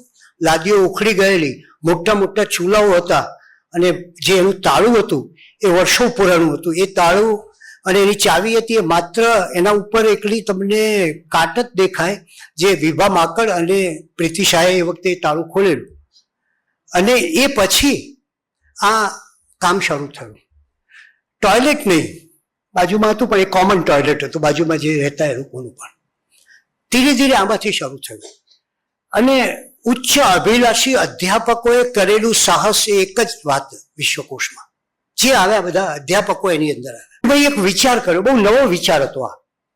એમણે કહ્યું કે આપણે દુનિયામાં જ્યારે વિશ્વકોશ થયા ત્યારે બધા કોષ પૂરા થાય પછી લોકો એન્ટ્રી કરે. આપણે એવું કરીએ કે પહેલા આ વિશ્વકોશમાં શું શું લેવાના છીએ એના અધિકરણો આપીએ. અને ભૂમિકા ખંડ એનું નામ આપ્યું. 400 પાનાનો ભૂમિકા ખંડ, એમાં 170 વિષયો, એટલે કે દુનિયાભરના વિષયો, એમાં કઈ કઈ વાત અને કયા કયા અધિકરણો આવશે, કઈ કઈ એન્ટ્રી આવશે, એનો આખો હિસાબ લખ્યો. વિચાર કર્યો કે શ્રેણીકભાઈને મળીએ, જો એ ચેરમેન થાય તો સારું. આમ તો બધું ફાકા મસ્તીમાં ચાલતું હતું. શ્રેણીકભાઈને મળવા ગયા. અમે કહ્યું કે આપ ચેરમેન થાવ તો સારું આ સંસ્થાના. મને કે શું પ્રોજેક્ટ છે? તમે જાણો છો શ્રેણીકભાઈ તો વ્યવસ્થિત વ્યક્તિ. શું પ્રોજેક્ટ છે? એટલે અમે કહ્યું કે આ વિશ્વકોશ છે, આ રીતના ખંડો છે, આ છે. પછી મારી સામે જોઈને કે તમે રેતીમાં વાહન ચલાવવા નીકળ્યા છો. મેં હસતા હસતા કહ્યું સાહેબ, આ પાણીની વચ્ચે ચાલતા વાહનમાં તો બેઠા છો ને, કોઈક વાર રેતીવાળા વાહનમાં પણ આવો, રેતીની વચ્ચે ચાલતા વાહનમાં. અને શ્રેણીકભાઈ ચેરમેન તરીકે આવ્યા. મારે કહેવું છે કે સંસ્થાના ઉત્કર્ષમાં ચેરમેન અને ટ્રસ્ટીઓનો બહુ મોટો ફાળો હોય છે. શ્રેણીકભાઈ આવે, આપને આશ્ચર્ય થાય, પાણીનો ગ્લાસ પણ ન પીએ. આપણે ત્યાં તો ટ્રસ્ટ બોર્ડની મિટિંગ હોય ત્યારે જલસા હોય છે, તો આપણે જાણીએ છીએ. આવવાનું હોય 4:30 તો 4:15 આવી જાય. એટલે મારે જે લોકોને હું કહું ને, ટ્રસ્ટીઓને 4 વાગ્યાનો ટાઈમ આપતો, એટલે એટલી 4:15 તો આવી જાય. અને એકવાર એવું બન્યું કે મેં એમને કાગળ મોકલ્યો, એની પાછળ કોરો કાગળ જતો રહ્યો. એટલે એમને ફોન કર્યો મને કે કુમારપાળ આ ન ચાલે, પાછળ કોરો કાગળ કેમ? પણ એની સાથોસાથ મેં તમને કહ્યું એટલો બધો પ્રેમ, એટલો બધી સ્નેહ, કોઈ વાત ના પૂછો. એવી એક બીજી વ્યક્તિ અમને મળી, એ સી.કે. મહેતા કરીને 20મા ગ્રંથનું વિમોચન વિશ્વકોશના આ ભૂમિકા ખંડ કર્યો. ભૂમિકા ખંડે પહેલી વાર એવું દુનિયાને બતાવ્યું કે વિશ્વકોશ કર્યા પછી નહીં, પણ વિશ્વકોશ કર્યા પહેલા તમે એના અધિકરણોની યાદી આપો, જેથી વિદ્વાનો જુએ અને એમાં જે કંઈ ખૂટતું હોય એ ઉમેરી શકે. આ બહુ મોટું કામ એ વખતે કર્યું ધીરુભાઈએ. એ 2007માં અમે ગયા હતા કલકત્તા વિશ્વકોશના વિમોચન માટે. વિમોચન કર્યું પછી એ વખતે અતિથિ વિશેષ તરીકે સી.કે. મહેતા હતા. એમને એમના ગુરુ ભદ્રંકર વિજયજી પર અપાર ભાવ. મેં જરા એમને હસતા હસતા કહ્યું, મેં તો આપણે એક સરસ વ્યાખ્યાન માળા કરવી છે. મને કે સરસ એટલે શું? મેં સરસ એટલે એવું છે, ઘણી વાર અમે ક્યાંક જઈએ ને તો વ્યાખ્યાન માળામાં એવું થાય છે કે જે ઓર્ગેનાઇઝર હોય છે એ લગભગ 5 કલાક મોડો આવે છે, વક્તા હોય છે અડધો કલાક મોડો આવે છે, અને શ્રોતાઓ બધા મોડા આવવાના છે એમ જાણીને કલાક મોડા આવે છે. અને બધું મારે એવું રાખવું છે કે આમ 5:30 એટલે 5:30 અને ટકોરે શરૂ થઈ જાય. અને પરિચય લાંબો નહીં, 5 જ મિનિટમાં પરિચય, નહીં તો ઘણી વાર પરિચય પણ વ્યાખ્યાન જેટલો લાંબો હોય છે. અને વક્તા 50 મિનિટ બોલે, એકાદ પ્રશ્ન થાય, લોકો નીચે ઉતરે, ચા પીને ચાલ્યા જાય. મને કે કેટલા પૈસા જોઈએ? અમે તો 15 લાખ જોઈએ વધારે વધારે, સારામાં સારા કરવું. સારું, ભલે. બસ એ દિવસથી એ ભદ્રંકર વિદ્યાદીપક વ્યાખ્યાન માળા આજે 400 ઉપરાંત એના વ્યાખ્યાનો થયા છે. અને મજા એ છે કે એક વ્યાખ્યાન માળામાંથી અનેક વ્યાખ્યાન માળાઓનું પ્રગટી. એટલે આજે 10 જેટલી જુદા જુદા વિષયની વ્યાખ્યાન માળાઓ એ વિશ્વકોશ દ્વારા ચાલે છે. એક દિવસ મને થયું કે આ બધા આપણે કંઈક આપણું પોતાનું એક ગીત હોવું જોઈએ. એટલે મેં ચંદ્રકાંતભાઈને કહ્યું કે આપણે એક વિશ્વકોશ ગીત બનાવો. અને કદાચ ચંદ્રકાંતભાઈનું સૌથી વધારે જો કોઈ એક ગીત સાંભળ્યું હોય તો આ વિશ્વકોશ ગીત છે. અને મેં કીધું એવું બનાવો કે આપણે પ્રત્યેક પ્રોગ્રામના પ્રારંભે આ વિશ્વકોશ ગીત એ એનો ભાવ રજૂ કરે. એમને તૈયાર કર્યું, ધીરુભાઈને બતાવ્યું. ધીરુભાઈએ કંઈક 1-2 અઘરા શબ્દો જરા બાજુમાં કર્યા ને બીજા મૂક્યા. અને એ રીતે આ વિશ્વકોશ ગીત એ શરૂ થયું. કેટલાક લોકો, એક પીસી શાહ નામના લાઇબ્રેરિયન આવ્યા. એ પીસી શાહે મને કહ્યું, એ અટીરામાં લાઇબ્રેરિયન હતા, એમણે મને કહ્યું કે કુમારપાળ એવું છે ને, મને સાહિત્યકારો માટે બહુ માન નથી. એ તો કંઈ વાંધો નહીં, માન ન હોય તો કંઈ નહીં, આપણે ક્યાં પરસ્પર સાહિત્યનું આદાન પ્રદાન કરવાનું છે, તમે લાઇબ્રેરીનું કામ કરો. 1 વર્ષ કામ કર્યું એમને જે કંઈ જોઈએ બધી હું ને ચંદ્રકાંતભાઈ એમને મદદ કરીએ. આયોજનો કર્યા, પ્રોગ્રામો કર્યા. અને તમને જાણીને આશ્ચર્ય થશે કે એમણે એમના વિલમાં વિશ્વકોશની માટે 10 લાખ રૂપિયા લખ્યા. એક ગ્રંથપાલ અહીંયા એક વર્ષ જ કામ કર્યું એને, પણ એનો એટલો ભાવ આપણને મળ્યો. એટલે હું જોઉં છું કે સમાજમાં ક્યાંથી આપણને સ્નેહ મળે છે. આનો વિચાર કરું છું કે બાલકૃષ્ણ દોશીઓએ આવીને એમ કે મારે રસિકલાલ પરીખ એમને વિશે વ્યાખ્યાન માળા યોજવી છે, તમે મને મદદ કરો. અને આપણે મારે કહેવું જોઈએ કે આજ સુધી એક પણ વાર અમે કોઈ અપીલ નથી કરી કે અમારે પૈસાની જરૂર છે ને તમે મદદ કરો. પણ એવા માણસો છે. મેં તમને કહ્યું કે સી.કે. મહેતા એકવાર ગયો, મને કે કુમારપાળ કંઈક લાભ આપો. આપીએ લાભ, તમે કહો છો તો આપણે ક્યાં આવે. પણ એક કામ કરીએ લાભ આપવામાં, મારે એક સ્ટુડિયો જોઈએ. બસ કોઈ વિદ્વાનો આવે, એના વક્તવ્યો રેકોર્ડ થાય, બીજા લોકોના થાય, અને એક સરસ સ્ટુડિયો હોય. સારું, બીજું કંઈ નહીં, સારું, તમને કેટલાનો ચેક મોકલું? મેં કહ્યું 50-1 લાખ થાય મેક્સિમમ. ભલે, બસ આટલું, સારું, ભલે. અને સ્ટુડિયો થયો. આખા કોવિડ દરમિયાન મારે આપણે આ કહેવું છે, આવા ઉત્તમ પુરુષોનો જે આપણને પ્રાપ્તિ થાય ને એના ધનની, ભગવાન મહાવીરે એના પહેલા સિદ્ધાંતમાં એમ કહ્યું છે કે ન્યાય સંપન્ન વિભવ, ન્યાયથી મળેલો પૈસો, એ એવો પૈસો જો પ્રાપ્ત થાય ને તો આપણો બેડો પાર થઈ જાય. મને આખા કોવિડ દરમિયાન ગુજરાત વિશ્વકોશ ટ્રસ્ટની એ ચેનલ દ્વારા સતત લોકોને જાણ અમે કરતા રહ્યા. શરૂઆતના દિવસો બહુ અઘરા હતા. મેં આપને કહ્યું તેમ કોઈ મદદ ન મળે. એક મુખ્ય પ્રધાનશ્રી પાસે ગયા અને કહ્યું કે આવી અમારી બહુ મોટી યોજના છે વિશ્વકોશની, અને મહારાષ્ટ્ર સરકારે વાઈમાં આપણે જાણીએ છીએ કે આખો વિશ્વકોશને માટે બધું જ આપ્યું છે. એને પગાર પણ આપે છે, જગા પણ આપી છે, રહેવાની વ્યવસ્થા પણ આપી છે. તમે કંઈક મદદ કરો. એમને કોઈ મરાઠીમાં થયો છે ને તો બસ શું ચિંતા કરો છો, ગુજરાતી કરી નાખો એનું. હવે આ પરિસ્થિતિ વચ્ચે તમે વિચાર કરો કે અરે ત્યારે મેં કહ્યું તેમ ચિમનભાઈને તો ધીરુભાઈએ બહુ કહેલું, પણ શંકરસિંહ વાઘેલા એને વિશ્વકોશને અને પરિષદને બંનેને 50 લાખનું દાન આપ્યું. બાબુભાઈ મેઘજી અહીંયા બિરાજમાન છે, એમનો પણ ઘણો ફાળો છે. પછી અમે નક્કી કર્યું, ધીરુભાઈ એક દિવસ કહ્યું હવે આપણે વિશ્વકોશ પૂરો થયો, હવે આપણે વિશ્વ સંસ્કૃતિ ભણી જઈએ. એમને બહુ સ્વપ્નો આવતા અને ક્યાંક આપણે 10 વર્ષનું પ્લાનિંગ કરવું ને માનવું કે આવતીકાલે પૂરું કરવું છે. એટલે પછી અમે ગ્રંથ શ્રેણી શરૂ કરી. એકવાર શૈલેષભાઈને ફોન કર્યો, બધું આજે તો પપ્પા એટલે કસ્તુરભાઈ લાલભાઈ, એમની જન્મ શતાબ્દી શરૂ થઈ ને. મને કે કોણે કહ્યું? મેં હું કહું છું તમને. મને કે હજી તો વાર છે. બધું વાર નહીં, આજે થઈ ગઈ. બધું હવે કંઈક સરસ કરીએ આપણે. મને કે તું કે કરીશું. એમાંથી અમે કસ્તુરભાઈ લાલભાઈ ગ્રંથ શ્રેણી શરૂ કરી. એવી કેટલીય ગ્રંથ શ્રેણી થઈ અને 100 જેટલા પુસ્તકો થયા. અધ્યાપકોનો પ્રેમ એટલે ડોક્ટર જેડી તલાટી રસાયણ શાસ્ત્રના આંતરરાષ્ટ્રીય વિદ્વાન કહી શકાય, એ અમારે ત્યાં આવે. ખૂબ કામ કર્યું.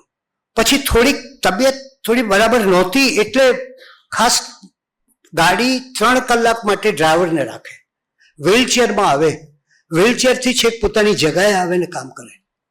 પ્રહલાદભાઈ છો પટેલ આપણા ભૌતિક શાસ્ત્રના મોટા વિદ્વાન, એમને મેં કહેલું કે મારે દર વખતે એક સાયન્ટિસ્ટનું ચરિત્ર જોઈએ. વિક્રમ સારાભાઈનું ચરિત્ર ગુજરાતી ભાષામાં કદાચ આપણને એમની પાસેથી મળ્યું. આવા અનેક સાયન્ટિસ્ટોના ચરિત્રો એમને આપ્યા. એટલે ગ્રંથ શ્રેણી થઈ. પછી ધીરુભાઈનું એક વાત હતી કે આપણે વિશ્વકોશમાં કંઈક સતત આગળ ચાલવું જોઈએ અને એમાંથી એક સંશોધન કેન્દ્ર હવે શરૂ કરવું છે. 3 સામયિકો શરૂ થયા, વિશ્વવિહાર, વિશ્વાન, આ બધું. સૌથી છેલ્લું કામ હમણાંનું જે છે છેલ્લા 6-1 વર્ષનું, એ વિશ્વકોશ ઓનલાઈન મૂકવાનું. મારે આજે એક મારી કલ્પના હતી, આની પહેલા એક પ્રોગ્રામ હતો જ્યારે મેં કહ્યું કે અમારું એક સ્વપ્ન છે કે મારે દર મહિને 5 લાખ લોકો એ વિશ્વકોશના લેક્સિકન એનો ઉપયોગ કરતા હોય. આજે એ પરિસ્થિતિ આવી છે. આજે દર મહિને 5 લાખ લોકો ઓનલાઈન વિશ્વકોશ અને લેક્સિકન બંને મળીને ઉપયોગ કરે છે. તો આવા બધા અનેક સ્વપ્ન છે. એક બાજુમાં પણ મકાન લીધું છે, ઘણા કામ કરવા છે, અને સાથોસાથ મનમાં એવું પણ છે કે હવે ધીરે ધીરે રિટાયર પણ થવું જોઈએ. હા, શોધ કરી રહ્યા છીએ, પણ આનંદ એ છે કે આ જિંદગી જે જીવાઈ એ ભરપૂર જીવાય છે. એટલો પ્રેમ મળ્યો છે, કોઈ કલ્પના નહીં. એકવાર હું અમેરિકામાં એક જગ્યાએ મુશ્કેલીમાં આવી ગયેલું, વાવાઝોડું આવ્યું અને કોલમ્બસ નામના શહેરમાં મારું પ્લેન ફ્લાઇટ રહી. એટલે મારે જવાનું હતું એટલાન્ટા. તો એટલાન્ટા હું મોડો પહોંચ્યો, રાતના 2 વાગે. એટલાન્ટામાં મને કોઈ ઓળખે નહીં. એરપોર્ટ ખાલી કરવાનું હતું, ક્યાં જવું? એટલે બહુ વિચાર કરું ક્યાં જવું. પછી બહાર તો નીકળવું જ પડશે. એટલે સામાન લઈને બહાર નીકળ્યો. કોઈક દારૂ પીને બેઠેલો, કોઈક બધી ભયંકર પરિસ્થિતિ હતી આ બહાર. કોઈને એક ભાઈ દેખાયો મને કે આ આપણને જેવું લાગે છે ઇન્ડિયન. એટલે હું ગયો, મેં એને વાત કરી કે આ પરિસ્થિતિ છે, હું જરા અહીંયા ફસાઈ ગયો છું, મારે તમારી મદદ જોઈએ છે, મને કોઈક સારી હોટલ હોય એમાં બુકિંગ કરી આપો તમે. એણે કહ્યું ભલે. એટલે એને ફોન કર્યો कि साईं एक पैसेंजर आया है, वो रात को ठहरेगा, सुबह चला जाएगा, $40 लेना उससे. સારું. એટલે મેં ક્યાં છે હોટલ? એ તો કહો મને. એટલે મને કે તમારે જે અહીંયા બસમાં બેસવું પડશે, એટલાન્ટા બહુ મોટું છે અને ત્યાં મોટરથી જ જવું પડે બીજા જગાએ. એટલે એને મને બસમાં બેસાડો મારી સાથે. એટલે મેં આમ જોયા પછી પૂછ્યું કે શું નામ છે તમારું? એટલે મને કે નીતિન ગાલા. મને કે તમારું નામ શું છે? મેં તો કુમાર પાળ. फोन लीधो ने कहूं, साईं वो नहीं आता है, उसको मैं ले जाता हूं. મેં કીધું કે તમને આટલો બધો ભાવ ઉભરાય? મને કે એવું થયું કે મારા પત્ની છે એ કોન્ફરન્સમાં આવેલા અને એમણે તમારું પ્રવચન સાંભળેલું અને પ્રવચન સાંભળ્યા પછી ઘેર આવીને એમને કહ્યું કે આપણે આ બધાને બોલાવે છે, કુમારપાળને બોલાવવા જોઈએ અને તમે આવી ગયા એટલે મારે તો બહુ મોટું કામ થઈ ગયું. તમારે થયું એના કરતાં મારે વધારે મોટું કામ થયું. ને પછી સવારમાં કચ્છી લોકો તો આપ જાણો છો, સવારમાં જલેબી ગાંઠિયા અને પછી તો આખા સંઘના બધા લોકો આવી ગયા. એટલે એ લોકોને મેં કહ્યું કે હવે હું ફ્લાઇટમાં બેસું પછી તમે જજો, ત્યાં સુધી નહીં, કારણ કે આ પાછું ક્યાં જવું પડે ખબર નહીં. આમાં તો અનેક અનુભવો છે. એકવાર મને નાયરોબીમાં બંધ થયું. એ ત્યાં એક વખત નાયરોબીમાં મારા પ્રવચનો પૂરા થયા.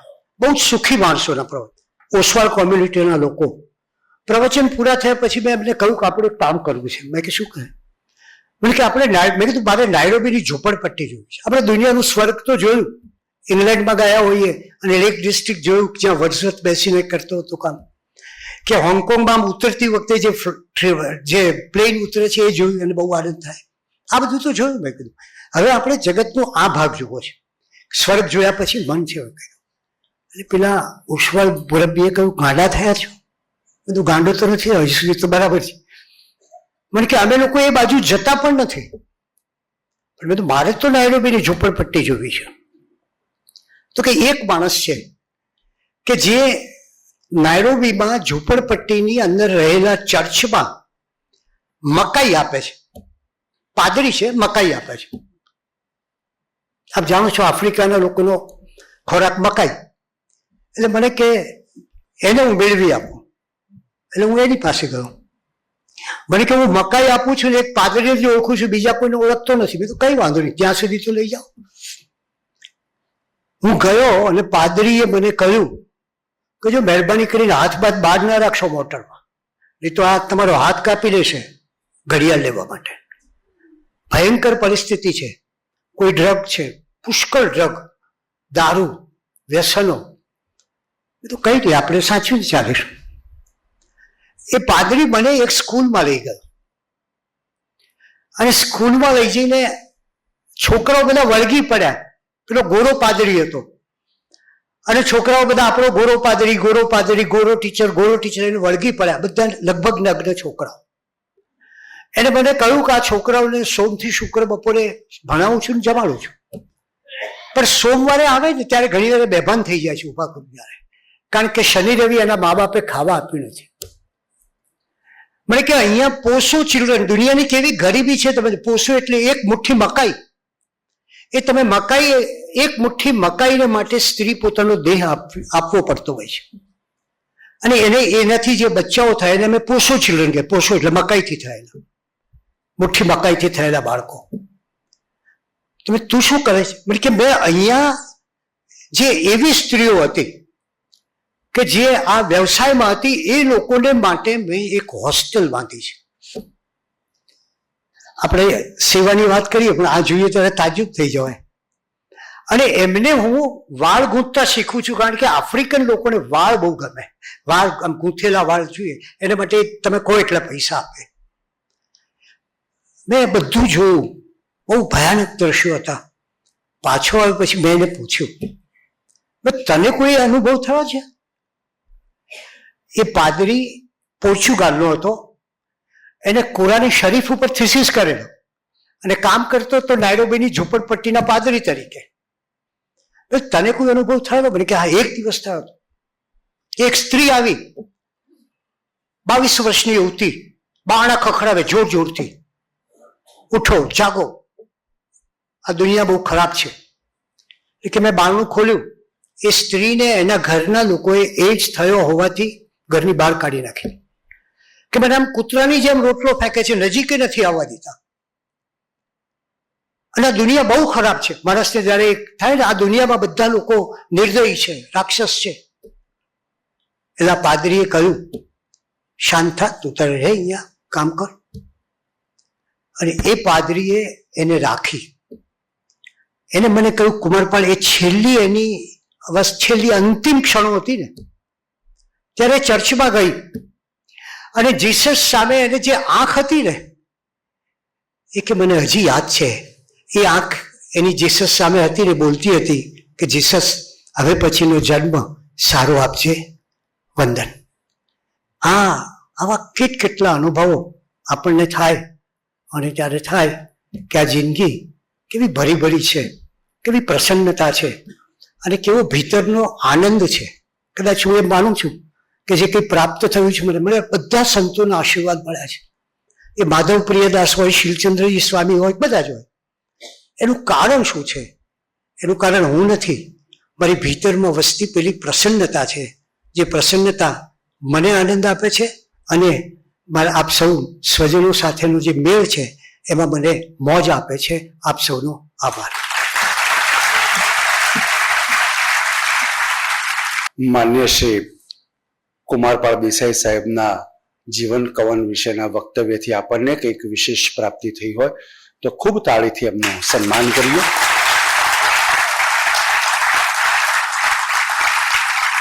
આભાર આપ સૌનો. જે લોકો થોડા મોડા આવ્યા હોય અને જન્મદિન નિમિત્તે સર્જકને શુભેચ્છા આપવાની બાકી રહી ગઈ હોય તો થોડી મોકળાશ છે, એ અહીંયા આવીને શુભેચ્છા આપી શકે એમ છે.